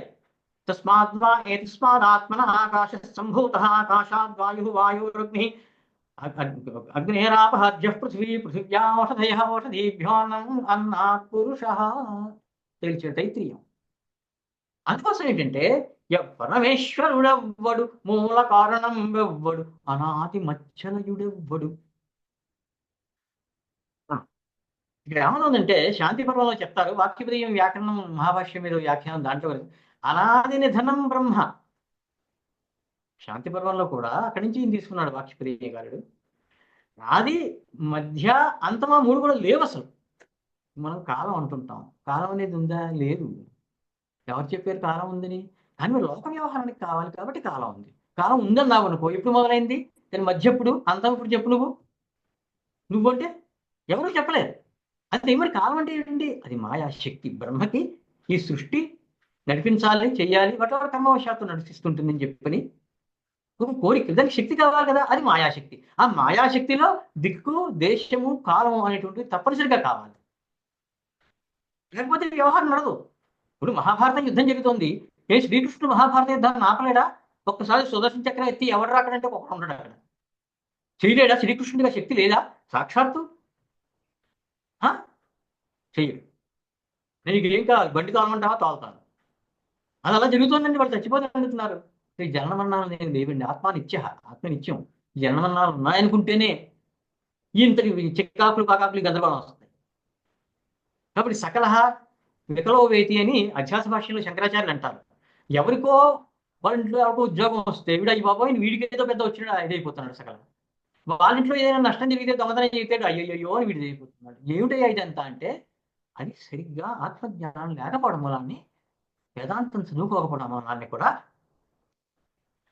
ఆ, అందుకోసం ఇంకేంటి ఈ ఈ పద్యంగా గంట పెట్టట్లా ఉంది. ఆ ఆ, అది మధ్యాలయం లేనుండ ఎవ్వడు సర్వము తానయైన వాడెవ్వడు. అఖిలం బ్రహ్మ, ఇదంతా కూడా బ్రహ్మే, వేరే పదార్థం అంటూ లేదు. ఎవరు చెప్పారు? వాళ్ళకి తెలియదు, వాళ్ళకి గురుపదేశం లేదో, చదివింది అర్థం కాలేదో, ఇవి చాలా కష్టమైన విషయాలు. అంత పూర్వజన్మ సుకృతం. అది లేకపోతే ఎందుకు వస్తుందయ్యా అనారోగ్యం అన్నాడు జ్యోతిష్మంలో. పూర్వజన్మ కృతం పాపం వ్యాధి రూపేణ బాధతే తచ్చాంతి ఔషధై దానై జప హోమసురార్చనై తశాంతి అవశ్యం అనుభోక్తవ్యం కృతం కర్మ శుభాశుభం. నువ్వు కర్మం తప్పించుకోలేవు. మరి గ్రహ జపాలు శాంతులు అంటారు ఏంటండి? అది శాంతి కోసం. అంటే 104 జ్వరం ఉంది, నువ్వు లేచి తిరుగుతున్నావు జపాలు చేసావు కాబట్టి. నువ్వు జపాలు తపాలు శాంతులు చేయలేదు, 104 జ్వరం ఉంది, మనసు పడుకున్నావు, అంతే తేడా. అది శాంతి. అంతే తప్పిడిచి అదేదో నివారణ కాదు. కర్మకు నివారణ అనేది లేనే లేదు. కర్మ నివారణ చెప్పింది భగవద్గీత చెప్పింది ఏంటంటే జ్ఞానాగ్ని సర్వకర్మాన్ని దహతేర్జున. అక్కడ సంచితమైనటువంటి కర్మలు ఏవైతే ఉన్నాయో ప్రారంభ కర్మను అనుభవించాల్సిందే, అది ఎవరైనా సరే. ఇంకా సంచిత కర్మ ఏదైతే పోగుపడ్డటువంటి కర్మ ఉందో దాన్ని ఈ జ్ఞానం అనేటువంటి అగ్ని దహింప చేస్తుందండి అంటున్నాడు గీతాచార్యుడు శ్రీకృష్ణుడు. అందుకోసం ఏంటంటే శ్రీకృష్ణుడు భారత యుద్ధాన్ని ఆపగలడు. క్షణం పని అతనికి తలుచుకుంటే కదా చెయ్యడా పని. ఎందుకని ఆయా జీవులు వాళ్ళ కర్మను అనుభవించాల్సి ఉంది. నేను ఎందుకు చేయాలి, నేను ఎందులో చేయాలి? కానీ దీనికి తత్వం ఏంటి, వేదాంతం ఏంటి, నువ్వేం నేర్చుకోవాలి, ఏ విధంగా ప్రవర్తించాలంటావా? అది నేను చెప్తాను భగవద్గీత. మొత్తం అన్ని ఉపనిషత్తుల సారాంశం పెట్టేస్తాను. సాంఖ్యం వచ్చింది, యోగం వచ్చిందని. కాబట్టి ఏమంటున్నాడు అనమాట, సర్వముతానయైన వాడెవ్వడు వాణినాత్మభవుని ఈశ్వరునే శరణము వేడు. ఆత్మభవుడు ఏమంటే ఆయన ఎవరు పుట్టించారండి? ఆయన ఆత్మ స్వయంగా ఆయన పుట్టాడండి. చేసి చెప్పి ఇంకా చివరికి వచ్చేస్తుంది. చివరి వచ్చేస్తే ఇంకా శక్తి బాగా ఇదైపోయింది. అయిపోతే ఇప్పుడు ఏం చేసేటంటే ఇంకా ప్రార్థన మొదలెట్టాడు. లావొక్కింతయు లేదు. అయిపోయింది నాయన, నా పని అయిపోయింది. ఎంతకాలం ఉంటుంది శక్తి?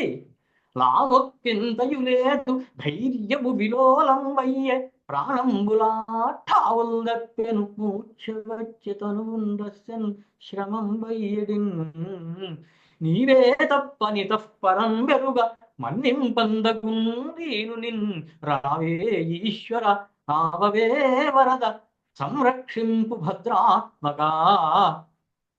ఆయన నా పని అయిపోయింది, నా శాయశక్తులు చేశాను అంటే నువ్వేమనుకుంటున్నావు? దైవబలం ఉండాల్సిందే అక్కడ. ప్రతిదానికి పౌరుషుడు నాకేదో బలం, నేను ఇవి చేస్తాను అనుకోకు, అది అహంకారం.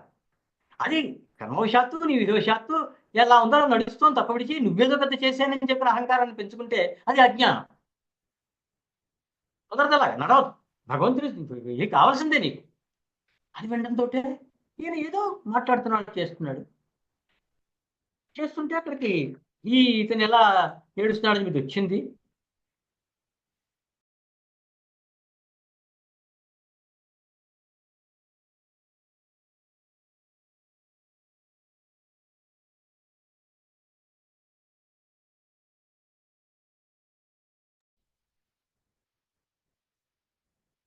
విన్నాడు.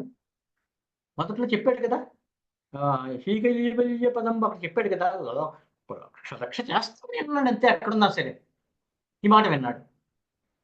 అలా వైకుంఠపురంలో అలా ఈ అలా ఏమిటండి అన్నాడు. అక్కడ ఎక్కడో మారుమూల అన్నమాట. అలా వైకుంఠపురంలో నగరిలో రామూల సౌధముదాపల మందారవనాంతరామృత సరః ప్రాంతేందుకాంతోపలోత్పల పర్యం రమా వినోదియునాపన్న ప్రసన్నుండు విహ్వల నాగేంద్రము పాహి పాహి కుయ్యాలించి సంరంభి అయి. డోంట్ డిస్టర్బ్ అని చెప్పిన బోర్డు పెట్టకో, ఏది నువ్వు చేసి పనిది. ఆయన ఏమంటున్నాడు, వైకుంఠపురంలో నగరిలో పెద్ద పట్నం ఆమూల సౌధముదాపల మందార వనాంతరాంత సరః ప్రాంత ఇందుకాన్ చంద్రకాంత శిలలో ఉన్నాయి. అక్కడ కూర్చుని ఆయన రమ ఆపన్న ప్రసన్నుడు ఇవన్నీలా ఉన్నాయని చెప్పి నువ్వు ఏమనుకుంటావేమో, ప్రసక్తి లేదు. అది చూస్తుంటాడు. ఎప్పుడు ఎవరైనా బాధపడుతున్నారా, నా దగ్గరికి ఎవరైనా వస్తారా, నన్ను ఎవరైనా పిలుస్తారా అని చెప్పని అది మర్చిపోకు. ఆపన్న ప్రసన్నుండు విహ్వల నాగేంద్రము, అదే మామూలు కాదు. నాగేంద్రం భద్రగిరి చాలా పెద్దది, అది మామూలు ఆషామాషి వ్యవహారం కాదు. దాంతో నాగేంద్రము పాహి పాహి కుయ్యాలించి సంరంభి అయి సిరికింజప్పడు శంఖ చక్ర యుగముంచేదోయి సంధింపడు ఏ పరివారమును చీరడు అభ్రగపతిం వర్ణింపడా కన్నికాంతరధమ్మిల్లము చక్కనొత్తడు వివాద ప్రోత్థిత శ్రీకుచోపరిచేలాంచలమైన వీడడు గజప్రాణావనోత్సాహి. ఇవన్నీ తర్వాత, ముందర అక్కడ భద్రగిరిని చాలా బాధపడుతుంది, రక్షించాలి, అది నా ధర్మం. ఇవన్నీ ఇలా ఉంటూనే ఉంటాయి, నడుస్తూనే ఉంటుంది లోకం. ఇదంతా అశాశ్వతం. నువ్వు కట్టున్న ఇల్లు నీ వెనకాల రాదు, నువ్వు కొన్న కారు నీ వెనకాల రాదు. ఇవన్నీ అది కొనద్దు, చెయ్యొద్దు అని కాదు, అంతకాలం ఉంచు. కానీ అసలైంది మాత్రం మర్చిపోవు, మోక్షం. దానికోసం నువ్వు శాయశక్త ప్రయత్నం చేయాల్సిందే. సిరికింజప్పడు. అసలు దాంపత్యం అనే శబ్దంగా అర్థం ఏం చెప్తున్నారండి? స్వగతోశ్చ అని పాణిని సూత్రం, జైమిని సూత్రం, పూర్వమీమాంస 6వ అధ్యాయంలో. దంపత్యో సహాధికారాత్. దంపతులు అంటే భార్యాభర్త ఏదో శారీరకంగా వేరు తప్ప వాళ్ళిద్దరూ ఒకటే, విడివిగా ఉన్నారని అసలు మాట లేదండి. అసలు మీమాంసా శాస్త్రం ఒప్పుకోదు. పాణిని కూడా సూత్రం చెప్పాడు దీనికి. పచ్చిన్నో యజ్ఞ సంయోగే, పంచమహాయజ్ఞాలు ఉన్నాయి. ఆ వివరాల్లో నేను వెళ్ళడం లేదు, సమయం లేదు. కాబట్టి వాటిలో ఆ పతికితోటి పంచమహాయజ్ఞాల్లోనూ కూడా భర్తతో కలిసి ఏ స్త్రీ అయితే ఉంటుందో ఆవిడ పత్ని అనబడుతుందని చెప్తున్నాడు. అసలు ఈ కూడా ఉండడం ఎందుకంటే పూర్వమీమాంస ఇద్దరు ఒకటే వివాహం అయిన తర్వాత తేడా ఏం లేదండి అని చెప్తున్నాడు. కాబట్టి సిరికింజప్పడు అదేంటే నువ్వు బతిగా, మరి ఈ లక్ష్మి వేరు కాదు కదా, మరి నువ్వు ఒకటే పక్కన గొడవ అంతా చెప్పకుందన్నాడు. అంటే అతనికి చెప్పాడు కదా మొదట్లో, తన యొక్క భక్తుల్ని సంరక్షించడంలో ఎంతటి పట్టుదలగానే ఎంతటి దీక్షగా ఉంటుందో అది అవుతుందన్నమాట. ఒక్క మాట తీసుకుంటే ఒక రోజు మాట్లాడచ్చు. సిరికింజప్పడు. సో పోలే పాంచజన్యం ఉందా, సుదర్శనం ఉందా, శంఖ చక్ర యుగము చేదోయి సంధింపడు, తీసుకోలేదు. చేదోయి సంధింపడు ఏ పరివారం చీరడు. వెనకాల మీరు రెండే, మీరు దీనికి దానికి దీనికి సేవకులు ఉంటారు కదా, ఆ పరివారం వాళ్ళు భ్రగపతిని వర్ణింపడు. అసలు వేగంగా అంత దూరం వెళ్ళాలంటే వాహనం ఉండాలి కదా, మరి ఆ గడుపుమంతులని ఏం పిలవలేదు. అంటే ఆ తొందర భక్తుల మీద అతనికి ఉన్నటువంటి ఈ ఏమంటాం దాక్షిణ్యం, ఆ దయ జాలి ఎంత అన్నట్లయితే, అష్టో ఆత్మగుణ అని చెప్పాను కదా ఇందాక గౌతమ స్మృతిలో, అందులో మొదటి దయ. ఆత్మవత్ సర్వభూతేషు అని చెప్పి మత్స్యపురాణం. దయ అనేటువంటి మొట్టమొదటి ఉండాల్సింది, ఆత్మవత్ సర్వభూతేషు. అందుకోసం ఏమిటయ్యా అంటే, ఏ పరివారమును చీరడు అభ్రగపతిన్ వర్ణింపడు ఆకన్నికాంతరధమ్మిల్లము. ఆ జుట్టిలా ముడికి ఉండేది కదా పూర్వం వాళ్ళకి, అది ఇక్కడ చెవికి ఇలాగ అడ్డపడింది అక్కడ. చక్కనొత్తడు. సరే బాగానే ఉంది, ఇవన్నీ చేయలేదు, ఏది చేసాడు, ఇంకో లేకపోతే కంగారులో వెళ్ళిపోయింది, కంగారులో చేసాడని అంటుంటారు. అయితే ఏంటన్నాడు, కాదు అవేం కాదండి. శ్రీకుచోపరిచేలాంచలమైన వీడడు. ఆవిడ ఉన్నటువంటి కొంగుని ఎలా పట్టుకున్నట్టు సందర్భంలో వాళ్ళు విపర్యాచకాలు ఆడుకుంటున్నారు. దాన్ని కూడా చైలాంచలమైన వీడడు. అవునండి, ఇదంతా చేస్తున్నాడు కదా, ఎందుకండి ఇదంతా ఇంత గందరగోళం? గజ ప్రాణావనోత్సాహి. గజానికి అక్కడ ప్రాణం పోతుంది. నాకేంటి చుట్టుపక్కల ఇటు భాగ్యం అటు వైశాలు ఇవన్నీ ఇలా ఉంటూనే ఉంటాయి. ప్రాణం పోతుంది. గజ ప్రాణం అవన అవరక్షణే ధాతువు. లీటి ప్రత్యయం అవనం అంటే రక్షించడం. గజ ప్రాణావనోత్సాహి. ఆ ఉత్సాహం ఎంతంటే ఎంత. మీరు ఏమంటే లక్ష్మీదేవి ఇప్పుడు ఆవిడ ఏదైనా ఒకసారి ఏమండి అసలు ఏంటి ఎక్కడికి వెళ్తున్నారు ఏం చేద్దామని అడిగిందని. అడిగేదన్నా నీ కడుబడిచా నువ్వు అడిగినంత నువ్వు మగుడు నుడుబడని నడయుడుగు వెడవెడ సిడిముడి తడబడ నడుగిడు నడు గిడదుగెడి మన నడుగుడు నడలం 22 సార్లు వేసేట కాలం. సహజ పాండిత్యం అంటే ఇగో ఇలా ఉంటుంది. పోతనా మార్చిపోయి దిగేదన్నా నీ కడు అడిగాను పెడుతుంది. అడిగి తను మగుడాన్ని నుడుబడని అడ ఎడుగు ఏడు చెప్తాడో చెప్పడో ఎందుకని అడిగాను నాకు. అంటే ఒక అడుగేమో ముందరికి 2 అడుగులు వెనక్కి, 2 అడుగులు ముందరికి ఓ అడుగు వెనక్కి. ఈ రకంగా అడిగే తన నీకు అడుగు పట్టించే నువ్వు అడిగిన తను మగుడ నుడుబడని అడ ఎడుగును ఆగిపోతున్నారు. వెడ సిడిముడి తడబడను వెళ్ళలా వద్దా అడుగుదా వద్దాడు అడుగిడు ఒకసారి అడిగేస్తాడు. అడుగెడదు మళ్ళీ అడుగు ఆగిపోతుంది. అడుగిడు నడదు. అత్యద్భుతమైనటువంటి వర్ణన చేశాడు. సరే ఇంతకీ ఈ భాగవతంలో పూర్వం ఈ పద్యాలు నోట్లో వచ్చేవి చాలా మందికి. కనీసం అలవైకుంఠపురములు ఇలాంటి పద్యాలు వచ్చేవి. సరే ఈవేళ చాలా మంది పెద్ద పెద్ద వాళ్ళని మనం అనుకోవద్దు, కానీ పద్యాలు చదవడమే నడవనటువంటి వ్యవహారం వచ్చేసింది.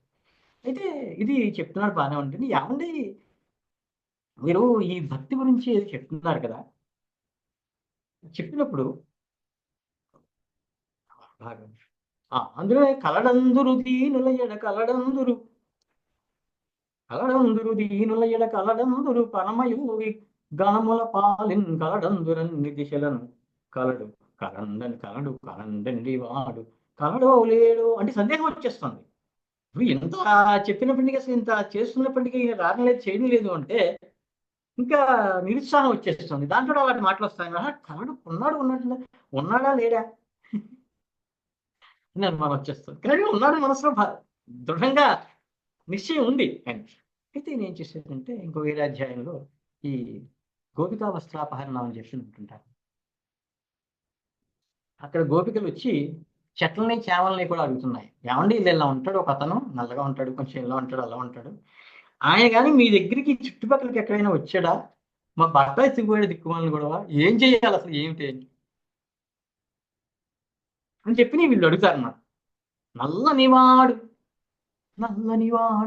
పద్మలయనములవాడు కృపారసం వైజల్లెడువాడు మౌలి పరిసప్పిత పింఛమువాడు నవ్వురాజిల్లెడు మోమువాడొకడు చల్వల మానధనమ్ము తెచ్చను మల్లియలార మానధనమ్ము తెచ్చును ఓ మల్లియలార మీ పొదల మాటున లేడు గదమ్మ చెప్పరే అంగజునైన యూడ హృదయంగముడై కరగించువాడు శ్రీరంగ పదము వాడు మధురం వేణురవము వాడు అమ్మంగజునల్లి తూపుల పునగ్గము చేసిలవంగలొంగ సారంగములార మమ్మంగజునల్లి తూపుల పునగ్గము చేసే లవంగలొంగ సారమీ కడపురాడు కదా ప్రపనున్న చూపరే. ఇంకా తర్వాత పద్యాలు కూడా చాలా మంచి మంచి ఉన్నాయి. అంటే ఏమంటున్నాడు అనమాట, ఇలా ఉన్నాడు నల్లనివాడు పద్మనయనములవాడు. అందానికి ఏం తక్కువ లేదు, కొంచెం నల్లగా ఉంటాడు, కానీ శని లగ్నాధిపతి అయితే నల్లగా ఉంటాడు. అందుకోసం నల్లనివాడు పద్మనయనములవాడు కృపారసం వైజల్లెడు వాడు. ఎప్పుడు మాట్లాడుతున్నా ఎంతో జాలితోటి దయతోటి మాట్లాడతాడు. కృపారసం వైజల్లెడు వాడు మౌలి పరిసర్పిత పింఛము వాడు. ఇది అలంకరణ తీసుకోవడం తప్పేం కాదండి, ఈ శాస్త్రాలను నిషేధించలేదు. కొన్ని ఎవరో మనం అడుగుతున్నారు, బాగా ఖర్చు పెట్టి పెళ్లి చేయొచ్చా, ధర్మశాస్త్రం ఏం చెప్తుంది? ఇక్కడ చాలా మంది గమనించరు. మహాభాష్యంలో పతంజలి ఏం చేశారంటే రిలక్ అనే సూత్రంలో కొన్ని పనులు ఉన్నాయండి. ఆ పనులు పెద్దగా పుణ్యము రాదు, పాపము రాదు, అలాంటివి అది జనాలకు తెలియదు. ఇప్పుడు రేసింగ్ చేస్తాను నేను మోటార్ సైకిల్ మీద వేసి పెడుతుంది, దీనికి ధర్మశాస్త్రం ఏం చెప్తుంది? పెడితే వెళ్ళు, మారిస్తే మాని. విధివశాత్ ప్రాప్తైన సంతుష్యతాం, అది శంకరాచార్యులు. నీకు విధివశాత్తు రూపాయి వచ్చింది, 100 వచ్చింది, 1,00,000 వచ్చింది, 1,00,00,000 వచ్చింది, దాంతో ఆనందించు, ఏముంది దాంట్లో అంటారు. అయితే ఈ వివాహానికి ఎవరో కొన్ని వందల కోట్లు అంతా ఖర్చు పెట్టాడు, పాపమా పుణ్యం, పాపం లేదు పుణ్యం లేదు, అలాంటి కర్మలు కొన్ని ఉన్నాయి. ఈ మాట పతంజలి చెప్తాడు. యథా హిక్కిత హసిత కండూయితాని, ఒక ఆయన అని హిక్కితం అలా చేస్తూనే ఉంటాడు, దాని పాపం పుణ్యం ఏమీ లేదు. హసితం కొన్ని నిత్యహసిత నిత్య ప్రకృతి ప్రహసిత నిత్య అది ఎప్పుడు నవ్వుతుంటాడు అలాగా, ఏ కారణం ఉండదు దానికి పెద్దగా, ఆయన నవ్వుతుంటాడు. దాని పుణ్యం ఆయనకి వాక్స్థానం రెండో స్థానాన్ని లగ్నం నుంచి రెండో వాక్స్థానం, ఆ వాక్స్థానాన్ని బుధుడు చూస్తున్నాడు. బుధుడు హాస్యకారకుడు, హాసకారకుడు, అంటే నవ్వును పుట్టించాడు బుధుడు. కాబట్టి ఏం చేయాలి, నవ్వుతుంటాడు అలా. దానికి ఏముంది, కొంచెం ఆరోగ్యం వస్తుందో మనకి అది కూడా కనిపిస్తుంది కదా. 1954 తర్వాత అంతకు ముందు 10 నిమిషాలు నవ్వేవారు రోజుకి కనీసం. 1954 నేను పుట్టినరోజు కనీసం. తర్వాత ఇప్పుడు ఎవరైనా ఎంతమంది నవ్వుతున్నారు. అందుకోసం దీని గురించి ఆయుర్వేదంలో కూడా ఉంది, ఆ వివరాలకు మనం వెళ్ళాం ఇప్పుడు. అయితే అందుకోసం హిక్కిత హసిత కండు ఇది అస్మానం దురద ఉన్నా లేకపోయినా సరే ఎలా అంటుంటాడు. ఎందుకు ఎలా అంటా ఉంటే ఆయన అలవాటు అంటాడు ఆయన. మరి దీనికి పుణ్యమా పాపమా ధర్మశాస్త్రం ఏం చెప్తుంది? నేను ధర్మశాస్త్రంకి ఏం పనేం లేదా మహర్షులకి, అదే పెరిగాను. కాబట్టి ఏం చెప్తున్నారు అనమాట, ఈ హిక్కిత హసిత కండు ఇలాంటి కర్మలు కొన్ని ఉన్నాయి. అలాగే ఆయన ఎవడో పెళ్లి చేసేట చేసి అందరికి విమానాలు ఏర్పాటు చేసి పెద్ద పెద్ద హోటల్ అవి ఏర్పాటు చేసి ఖరీదైన బహుమతులు ఇవ్వని, ఏం కాదు. ఈర్ష్య అసూయ అని రెండు ఉన్నాయి. ఈర్ష్య అంటే తమహ ఈర్ష్య అని అమరకోశం. ఎదటి వాళ్ళకి ఒకటి ఉన్నట్లయితే వీడు వాడికి అన్ని ఉన్నాయి వీడికి ఇవన్నీ ఉన్నాయని చెప్పి నీ లోపల అసహనం వస్తుంది, దాన్ని ఈర్ష్య అని. వేదాంతం చదువుకుంటే ఇలాంటివి రావండి, అవన్నీ అశాశ్వతం. వాడు అశాశ్వతే, నువ్వు అశాశ్వతే, ఆ ఇల్లు అవి అన్నీ అశాశ్వతే. దాని గురించి పెద్దవాడికి ఉంది, నీకు లేదు, నేను ఉండి ఏం చేస్తావు, నువ్వు నీకు 2 కార్లు ఇచ్చాను నువ్వేం చేస్తావు, 40-50 సంవత్సరాలు నిండే ఇంత అన్ని వేసి భోజనాలు పెట్టారు, నువ్వు తినగలవా, తింటే పడుతుందా? హితం భుంజాత్ మితం భుంజాత్ న భుంజాత్ అమితం హితం. నీకు పడే పదార్థమే తిను, మితం ఎంత సరిపోతుందో అంతే తిను, ఆకలి వేసిన తర్వాత కూడా తింటావేమో, తినక కొంప మునిగిపోతుంది. నభుంజాత్ అమితం హితం, ఇష్టమైనప్పటికీ అరుగుతున్నప్పటికీ కూడా ఎక్కువగా తినకు. చాలా విచిత్రం ఏంటంటే ఈ రోజుల్లో పనికొచ్చేది ఒక ఆయుర్వేదం విషయం చెప్తాను. మనం ఎక్కడున్నాం అక్కడ, భోజనం చేసిన తర్వాత కూర్చుంటే బజ్జొస్తుంది, పట్టు పెరిగిపోతుందండి. అది చాలా మంది చేసే ఖరీదైన పొరపాటు ఈ రోజుల్లో. పడుకుంటే కొవ్వు పెరుగుతుంది అంటే మనిషి లావుగా అయిపోతాడు, బల్జీ అంటుంటారు అదో. తర్వాత పరిగెడితే మరణం తొందరగా వస్తుంది. మరి ఏం చేయాలయ్యా, కాసేపు అటు ఇటు నడవాలని. భుక్తో భవిష్యస్తొందం హి, భోజనం చేసి ఉపవిష కూర్చున్న వాడికి తొందం, తొందం అంటే బొజ్జ వెళ్ళి. శయానస్యతు పుష్టత, తినేసి పడుకున్నాడు ఏమవుతుంది అన్నాడు, పుష్టత లావుగా అయిపోతాడు. ఆయుశ్చంక్రమమానస్య, అటు ఇటు నడుస్తున్నాడు వాడికి ఆయుష్ పెరుగుతుంది. మృత్యుర్ధావతి ధావత, భోజనం చేసి పరిగెడుతున్నాడండి, మృత్యు కూడా పరిగెట్టుకుంటూ వస్తుంది. మరి ఏం చేయాలి, భక్వా శతపదం గచ్చేత్. మా ఇళ్లలో మేము చిన్నపిల్లలకి చెప్తామండి, భోజనం చేసాక కూర్చొని నోడని చెప్పి, భోజనం చేశాక కనీసం 100 అడుగులు నడవాలి. శైస్తే నతు జాయతే, ప్రయోజనం ఏమిటండి, మెల్లమెల్లగా జరుగుతుంది. ఏమిటి, అన్న సంఘాత శైథిల్యం, ఆ భోజనం తిన్నటువంటిది వదలకోశను అక్కడ అక్కడ కూడా స్థిరపడుతుంది. ఇక్కడ గ్రీవా జానుకటి సుఖం, మెడ నడుము మోకాళ్ళు వీటిల్లో సుఖం ఉంది. సామాన్యంగా సమస్యలు ఎక్కువ వచ్చే అవకాశం అప్పుడే ఉంటుంది అనమాట, కొంచెం పెద్ద వయసు వచ్చిన కొద్ది. ఇప్పుడు చిన్న వయసులోనే వస్తున్నాయి అంటే వీళ్ళకి నీతి నియమాలు ఏం లేవు. ఎవరిష్ట వచ్చిన వాళ్ళు ఎప్పుడు కాల భోజనం, ఇది పతంజలి స్తోత్రం, చక సూత్రం. ఒకే సమయానికి భోజనం చేస్తే నీకు 70% వ్యాధులు రావు. ఎప్పుడప్పుడు తింటుండడం, ఎప్పుడప్పుడు ఎడుతుండడం, ఇవి వేగధారణం, వేగ సంధారణం, ఇది ఆయుర్వేదంలో చెప్పారండి. సూత్రస్థానం అనుకుంటాను, చరక సంహితలోను. ఈ టాయిలెట్స్ కానీ, నిద్ర కానీ, ఆకలి కానీ, దప్పిక కానీ ఇలాంటి వాటిని ఆపుకుంటాం. అలాంటి 14 ఉన్నాయి. తరచుగా ఇవి ఆపుకోవడం వల్లనే అస్తమానం అదే పనిగా సగం జీవితానికి పెడుతున్నాం, అస్తమానం హాస్పిటల్కి పెడుతుంటాం. వాళ్ళు మోసాలు చేస్తున్నారు. వాళ్ళు చేస్తున్నారు, అసలు నువ్వే ముందు జాగ్రత్తగా నీకేం తీసుకోవచ్చు కదా, తీసుకోవాలి. అయితే వెనక్కి వచ్చినట్లయితే మనకి ఈ కృష్ణుడు ఈ రకంగా ఉన్నాడు, వీటి కోసం వెతుకుతున్నారా అని చెప్పి వాళ్ళని ఈ రకమైన భక్తి. నేను మొదలెట్టి గంట 11 నిమిషాలు అయిందండి, గంట ఒక 5 నిమిషాలు అనుకోండి. ఎవరైనా ఏమైనా అడగదలుచుకుంటే అడగండి, అది అలాంటిది ఏం లేదు అనుకున్నట్లయితే నేను ముగించేస్తాను. లేదంటే దీనికి మహాభాగవతం గురించి అది ఏదో గంట 2 గంటలో చెప్పేది కాదు, 2 ఏళ్ళు చెప్పినా తెలవదు. కాబట్టి ఏదో ముఖ్యమైన విషయాలు నాకు వచ్చినాయి, నేను గురువుల దగ్గర నేర్చుకున్నవి చెప్పాను. ఇంకా నాకు పోరాడియం అని చెప్పని ORADEEYM పోరాడియం అని చెప్పని ఇంటర్నెట్లో ఉంది. దాంట్లో కొన్ని ఈ మధ్యనే పెట్టామన్నమాట, ఇంగ్లీష్లో కొన్ని ఉన్నాయి. వెనకాల మీకు మెటీరియల్ కొటేషన్స్ కనిపిస్తాయి. నవేగాం ధారాయణ అని చెప్పి చట్ట సంహిత దాంట్లో పెట్టాను. దాంట్లో మీకు మొత్తం ఈ సనాతన ధర్మ అని పెట్టి ఇంగ్లీష్లో పెట్టాను. తెలుగులో కూడా సిద్ధం చేశాను. ఇంకా ఇంటర్నెట్లో 7 రూపాయలు పెడతాం. నిజంగా అందరికీ ఇంగ్లీష్ అర్థం అవ్వాలని ఏం లేదు. అందుకోసం ఏంటంటే దాంట్లోనే కొరడీయంలోనే చాలా విషయాల మీద ఆర్టికల్స్ రాశారనమాట. దీంట్లో రకరకాల శాస్త్రాలు వస్తాయి. అది జ్యోతిషం కావచ్చు, లేకపోతే ఘోరమీమాంస, వేదాంతం, ఇలాగా వ్యాకరణం ఇంకా ఎక్కువగా ఉంటాయి. వేదాలు, సంధ్యావందనంలో నియమాలు ఏంటివి ఏంటి, సంశయాలు వస్తుంటాయి. ఉదాహరణకి స్త్రీలు 3 రోజులు విశ్రాంతి ఎందుకు తీసుకోవాలి, దీనికోసం యజుర్వేదంలో కథ చెప్పారనమాట. అందుకోసం అని. అందుకని ఏమైనా ఒక విశేషం ఉంటే చెప్పండి, లేదంటే చాలా ధన్యవాదాలు నాకు ఈ అవకాశం ఇచ్చినందుకు. సామాన్యంగా బయట ఎక్కడికి వెళ్ళినప్పటికీ కూడా ఇంగ్లీష్లో ఎక్కువ మాట్లాడుతుంటున్నాం, లేకపోతే శాస్త్రార్థాలు ఇక సంస్కృతంలో మాట్లాడడం జరుగుతుంటుంది అనమాట. ఈ మధ్యనే JNUలో ఢిల్లీ వాళ్ళకి ఏదో చెప్పాల్సి వస్తే కొందరేమో హిందీ అంటారు, కొందరేమో ఇంగ్లీష్ అంటారు. దాంతో 2 కలిపి చెప్తుంటారు అనమాట. ఈ రకమైనటువంటి సమస్యలు సహజంగా ఉంటాయి. చాలా సంతోషం మీకు. ధన్యవాదాలు మీ అందరికి. ఎవరైనా ఏమైనా అడుగుతారండి?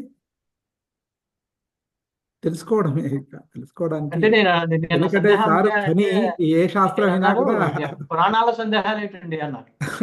అసలు దానికి ఎంత అర్థం ఉందో చూడండి. పురాణాలు మహర్షులు చెప్పారు, అది చెప్పేది సృష్టి స్థితిలో ఏం గాంధీ నడుస్తుంటాయి, దాంట్లో సందేహాలు ఏంటి అని. అంటే నిజమే, పురాణాల సందేహం, నేను చెప్పినటువంటి విషయాల్లో ఎక్కడైనా కనుక ఏదైనా సందేహాలు ఉండొచ్చు, లేకపోతే అర్థం కాని విషయం ఉండొచ్చు, లేకపోతే ఇది ఇలా జరుగుతుందా, ఇలా ఉంటుందా అనేది కూడా ఉండొచ్చు. అందుకోసం నేను భాషా ప్రమాణం తెలుగు పండిట్ చేశాను 78, 71, 75 దాకాను. అప్పుడు ఒక కనీసం కొన్ని 1000 పద్యాలైనా నోటికి వచ్చి ఉంటాయి. భావజాగరణ అవన్నీ కూడా కంఠోపడుతుంది, ఇప్పటికీ కూడా చాలా గుర్తున్నాయి. అంటే ఆ తెలుగు పద్యాల్లో ఉండేటువంటి సొగసు, అందం కూడా జనాలకి తరాలకని చెప్పి కూడా మనసులో ఉంది. ఎక్కడ దొరుకుతుందా అవకాశం అని చూశాను. మాకు మరి సంస్కృత అకాడమీ వారు పెన్న గారిని, సంతోష్ కుమార్ వీరు కల్పించారు. నేను చాలా కృతజ్ఞుని వీటికి.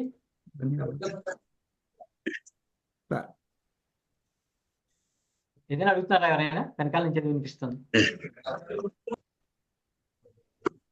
గురువు గారు ఒకరు అడిగారు, ఆరోగ్యానికి సంబంధించిన ఒక శ్లోకాన్ని మీరు నమస్తే కదా, అది ఒకరు అడిగారు. అదే భుక్త్వా శతపథం గచ్చేత్ అనేటువంటి శ్లోకాన్ని వివరించారు కదా సార్, అది పూర్తి భుక్త్వా శతపథం గచ్చేత్ ఇది ఒక శ్లోకం చెప్పారు కదా. శ్లోకం మళ్ళీ చెప్పమంటారా? అవునండి, అడిగారు దేనిలోనే ఒక ప్రశ్నలు అడిగారండి. ఈ శ్లోకం చెప్పాక మిగతా ప్రశ్నలు చెప్తానే. అది ఒక చాట్ లో ఒకళ్ళు అడిగారు, ఆ శ్లోకం ఎక్కడిది అని ఒక మాట అడిగారు సార్. ఆయుర్వేదంలోది, కానీ ఎక్కడనే ఖచ్చితంగా పట్టుకోవడానికి కుదరడం లేదు. తగ్గబట్టేశారు కదా వాళ్ళందరూ మ్లేచ్చులు. దాంతో శ్లోకాలు కొన్ని మిగిలిపోయాయి, కంఠపాఠంగా వచ్చును. అవి దేని రోజులు వెతికాను కానీ స్పష్టంగా ఎక్కడ దొరకలేదండి. దానికి ఆ శ్లోకం లేదు సార్, దొరకలేదు నాకు. నేను కూడా చూస్తాను. ఇవాళ చాలా సంతోషం అండి, ఎందుకంటే మన శ్రోతలకి ఒక మంచి పండుగ.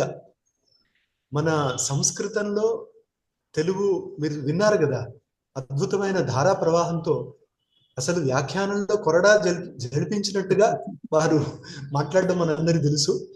సో వారు ఎన్నో శాస్త్రీయ విషయాన్ని జోడిస్తూ ఇవాళ భాగవత పురాణం గురించి ఈ రకంగా వ్యాఖ్యానించడం చాలా చాలా ఆనందకరం. వారికి ముందు మేము ధన్యవాదాలు చెప్పుకుంటామండి. తర్వాత మీ శ్రోతల్లో ఏమైనా సందేహాలు ఉంటే అడగవచ్చు అని అన్నాము. ఒకరెవరో చాట్లో పెట్టారు, కానీ భాగవతం అనేది ఒక అద్భుతమైన ఆధ్యాత్మిక ప్రవాసం. అంటే సంపూర్ణ విశ్వరహస్యాన్ని చెప్పే ఒక అద్భుతమైన గ్రంథం. దాంట్లో భగవతః ఇదం, భాగవతానాం ఇదం అని 2 రకాలు కూడా చెప్పినప్పుడు అది భగవంతుడైన నారాయణుడు, శ్రీమన్నారాయణుని సంపూర్ణ స్వరూప స్వభావ రహస్యాన్ని చెప్పే ఒక ఉద్గ్రంథము. దాంట్లో మొదటి స్కంధం చివరిలో శుక మహర్షి రావడం, ఆ తర్వాత ఆత్మారామాశ్చ మునయ, వారు ఆత్మారాములైన నిర్గ్రంథాపి ఉరుక్రమే కుర్వంతి అహైతుకీం భక్తి ఇత్తం భూత గుణో హరిహి అని 2వ స్కంధం మొదట్లో వస్తుంది. ఎంత అద్భుతంగా చెప్తారంటే, అసలు నిర్గుణ పరబ్రహ్మలో మనస్సు లీనం చేసుకొని ఆత్మానందాన్ని పొందుతున్న వారు కూడా ఈ శ్రీమన్నారాయణుని లీలలు విని చెప్పి ఆనందం పొందడానికి ఎందుకు తహతహలాడతారు అనే ఒక మాట అక్కడ వచ్చినప్పుడు చాలా బాగా చెప్తారు. అది ఏంటి ఆ శ్రీమన్నారాయణ తత్వం అని మనకు 2వ అధ్యాయంలో 10వ స్కంధం చివరిలో అక్కడ చెప్తారు. మళ్ళీ ఏంటంటే ఆభాసశ్చ నిరోధశ్చ యతస్తు అధ్యవసీయతే ఆశ్రయ పరం బ్రహ్మ. సో అది పరబ్రహ్మ పరమాత్మ, అదే అన్నిటికీ మూలం, అది ఆధారం, ఆశ్రయం అనేది అద్భుత రీతిలో చెప్పారు. అది మనకు గురువు గారు చెప్పినట్టుగా మనకు ధృతేశ్చ మహిమ్న అస్యాస్మిన్ ఉపలబ్ధే అని మనకు బ్రహ్మసూత్రంలో కూడా ఇదే వస్తుంది. ఏంటంటే ఈ మొత్తాన్ని విశ్వాన్ని ధారణ చేసే ఒక శక్తి, అది నిజమైన పరబ్రహ్మతత్వం, పరమాత్మతత్వం. అది తనను తాను ప్రకటింపజేసుకుంటుంది అనేక రూపంలో. దాంట్లో ఆ అవతార తత్వం అనేది ఒకటి వస్తుంది. స్వేచ్ఛాస్వీకృత గుణోల్బణ అని అవతారం గురించి చెప్తుంటారు నారాయణ తీర్థ వారు. అట్లాంటి అవతారాలు ఎందుకు వచ్చాయి, ఎలా ఉద్ధరించాయి, దాంట్లో 2 రకాలు. అంటే ఒకటి మన సజ్జనులని సంరక్షించడం, దుర్జనులని నిగ్రహించడం. సో ఇదంతా కూడా అవతార స్వరూపం, అవతార ప్రయోజనంగా ఎలా వచ్చిందని చెప్తూ ఎంతో మంది భక్తుల కథల్ని జోడించి వీరందరూ భగవత్ తత్వాన్ని ఆశ్రయించిన వారు, వీరందరికీ సద్గతులు కలిగాయి అని మన సమాజానికి ఒక చక్కటి ఉపదేశాన్ని ఇస్తూ చివరిలో పూర్ణావతారమైన శ్రీకృష్ణావతారం, అది అసలు దానికి సంబంధించిన మొత్తం రహస్యాల్ని, అంటే పారోక్షేణ ఇచ్చంతి అని భాగవతంలోనే చోటు వస్తుంది. ఇక్కడ పరోక్షంగానే చెప్పదలిచారు. కాబట్టి మనం జాగ్రత్తగా ఆయా అవతార తత్వాన్ని తెలుసుకోవాలని చెప్తూ 12 స్కంధాల్లో అద్భుతంగా చెప్పిన ఒక గ్రంథం. పరోక్ష ప్రియా ఇవహి దేవాహ అని చెప్పి వేదంలో ఉంది కదా. అదేండి, పరోక్ష ప్రియా ఇవహి దేవాహ పారోక్షం ఇచ్చంతి అని. సో ఇది అసలు నిజానికి ఒక గ్రంథం అని చెప్పడం తప్పవుతుంది. ఇది గ్రంథం కాదు, భగవంతుని గురించి భగవంతుడే రాసుకున్నట్టుగా. అంటే ఆ భగవంతుడు ఎవరంటే వ్యాస మహర్షి, భగవాన్ వేద వ్యాస. కాబట్టి ఇది మన జాతి చేసుకున్న గొప్ప అదృష్టం. ఇది తెలియని వాళ్ళకి నష్టం, గ్రంథానికి ఏం నష్టం లేదు. కాబట్టి మన తెలుగు జాతి ముఖ్యంగా పోతన భాగవతం వల్ల చాలా ఉపయోగాన్ని పొందింది. దాంట్లో ఎంతో మంది పోతన భాగవతాన్ని చదివి జీవితాన్ని చక్కదిద్దుకున్న వాళ్ళు ఉన్నారు. సో అలాంటి భాగవతం, సంస్కృత భాగవతం, మన ఇక్కడి భాగవతం, మరాఠీలో ఏకనాథ భాగవతం అని. సో ఇవన్నీ కూడా వాళ్ళ జీవితాన్ని కృతార్థం చేసుకోవడానికి భాగవతాన్ని కానీ, చాలా మంది భాగవతాన్ని ఆశ్రయించారు, కొందరు రామాయణాన్ని ఆశ్రయించారు, కొందరు భగవద్గీతను ఆశ్రయించారు. ఇలా మన సంస్కృతంలో ఉన్న మంచి చక్కటి గ్రంథాన్ని ఆశ్రయించి జీవితాన్ని చక్కదిద్దుకొని మేము బాగుపడ్డాము అని ముక్కు మూసుకొని కూర్చోకుండా సమాజంలో అవసరమైన వాళ్ళకి, జిజ్ఞాసులకి, ముముక్షులకి ఉపయోగపడేట్టుగా ఆయా విషయాన్ని అందజేస్తూ ఎంతో మంది గ్రంథాలు రాశారు. ఈరోజు గురువు గారు చాలా చాలా విషయాన్ని ఉదాహరిస్తూ మీమాంస, ఇటు వ్యాకరణం, ఇటు వేదాంతం, అటు సాహిత్యం, ఇటు పోతన భాగవతం. సో ఇదొక చక్కటి ఫుల్ మీల్స్ అన్నమాట మనకు వ్యాఖ్యానంలో. సో మధ్య మధ్యలో మంచి ఆవు నెయ్యి కూడా వేశారు. చక్కటి మనకు వ్యాఖ్యాన భోజనం అనే భాగ్యాన్ని కలిగించినందుకు గురువు గారికి చాలా చాలా నమస్కారాలు. ఇలాంటి కార్యక్రమంలో మాకు వెన్నుదన్నుగా నిలిచే మా పెద్దలు ప్రొఫెసర్ నీలకంఠన్ సార్, వారు సహృదయ శిరోమణి, మాకందరికి గొప్ప ఆధారం. సో వారు ఉంటారు, కేవలం మాట వరుసకు ఉండరు, వారు మాట వరుసకి, చేట వరుసకి, ఆట వరుసకి, అన్నిటికీ వారు ఉంటారు తోడు. అలా ఈ వ్యాఖ్యానమాల ముందుకు వెళ్ళడానికి మాకు అవసరమైన ప్రోత్సాహాన్ని ఇస్తున్న వారికి కూడా ధన్యవాదాలు. అలాగే ఇవాళ ఈ ఈ గణంలో కృష్ణారెడ్డి గారు రిటైర్డ్ సైంటిస్ట్, అది మీకు తెలిసిన వారు ఉంటారా?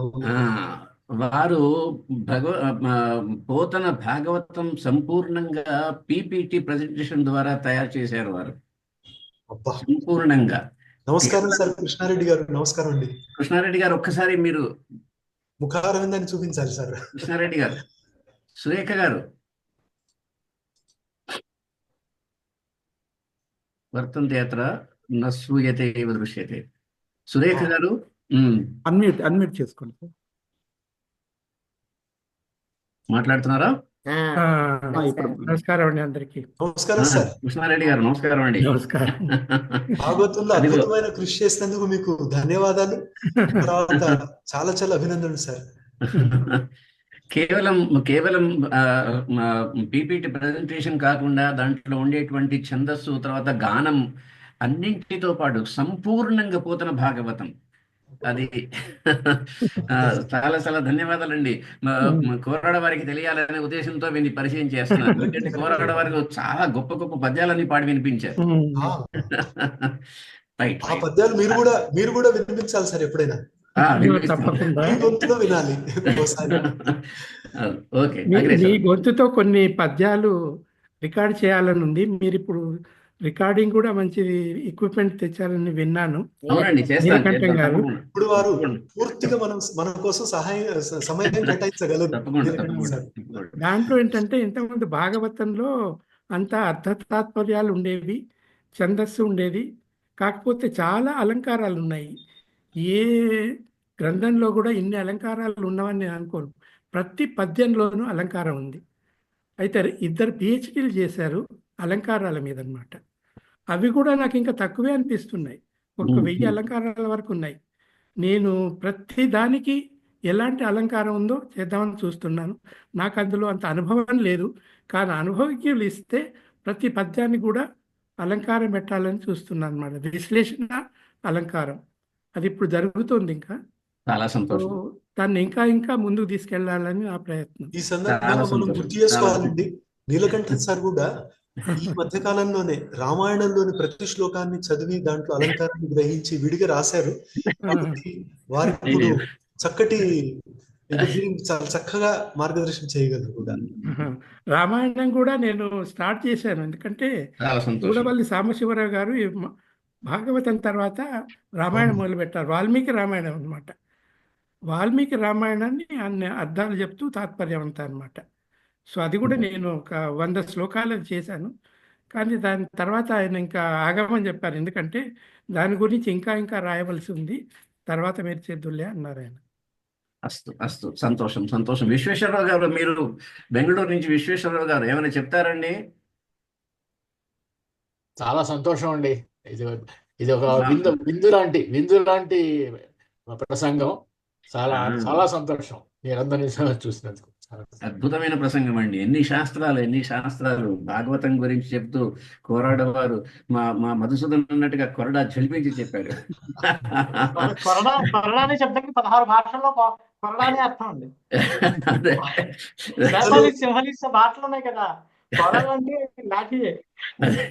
తర్వాత గురువు గారిది ఒక శాస్త్రీయమైన, అంటే ఏదో ఒక శబ్దతత్వం గురించి కానివ్వండి, ఏకవాక్యత గురించి కూడా ఒక వ్యాఖ్యానం పెట్టించుకోవాలి. చేద్దాం సార్. శాస్త్రీయ విషయాల మీద కూడా వాక్యపదీయం గురించి ఒకసారి వాక్యపదీయం గురించి. ఓకే, సంతోష్. ఇంకెవరైనా ఉన్నారండి? కుసుమకుమారి గారు ఏమైనా మాట్లాడదలుచుకున్నారండి? ఓకే అండి. వ్యాఖ్యాన వైభవాన్ని గురించి పెద్దలందరూ కూడా వివరించారు. ఇంకా మళ్ళీ నేను చెప్పడం, అది చాలా అద్భుతమైనటువంటి వ్యాఖ్యానం. శ్రోతలందరూ కూడా దృష్టాంత వారు అనేక మెసేజ్లు కూడా పెట్టడం జరిగింది.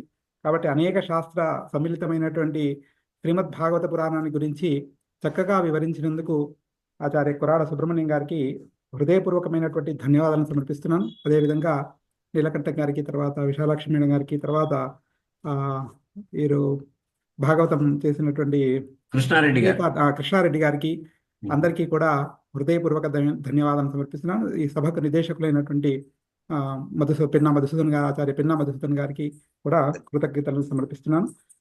శాంతి మంత్రంతో సభను సమాప్తం చేద్దాం. సర్వే భవంతు సుఖినః, సర్వే సంతు నిరామయాః, సర్వే భద్రాణి పశ్యంతు, మా కశ్చిత్ దుఃఖభాగ్ భవేత్. ఓం శాంతి శాంతి శాంతి. రేపు లేదండి, రేపు శని ఆదివారాలు విరామం. కాబట్టి 27వ తేదీ నారద పురాణం ఆచార్య నారాయణ పూజారి అండి, నేషనల్ సంస్కృత యూనివర్సిటీ ప్రొఫెసర్ గారు, వారు నారద పురాణాన్ని గురించి వ్యాఖ్యానిస్తారు. మనకు 27వ తారీఖు సోమవారం రోజున మళ్ళీ వ్యాఖ్యానం. స్వస్తి, ధన్యవాదాలు. ధన్యవాదాలు మహోదయ. ఇది భాగవత పురాణం కంటే సర్వశాస్త్ర పరిచయం అంటే ఇంకా బాగుంటుందండి. ఇంకా పురాణంలో ఇక అన్ని వస్తుంటాయి. ధన్యవాదాలు.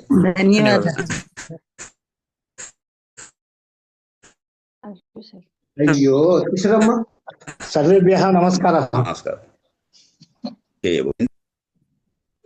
సర్వేభ్యః నమస్కారः. ఇక అయిపోయింది, అందరు పోతున్నారు. నమస్కారం అండి. శ్రీనివాస్ గారు.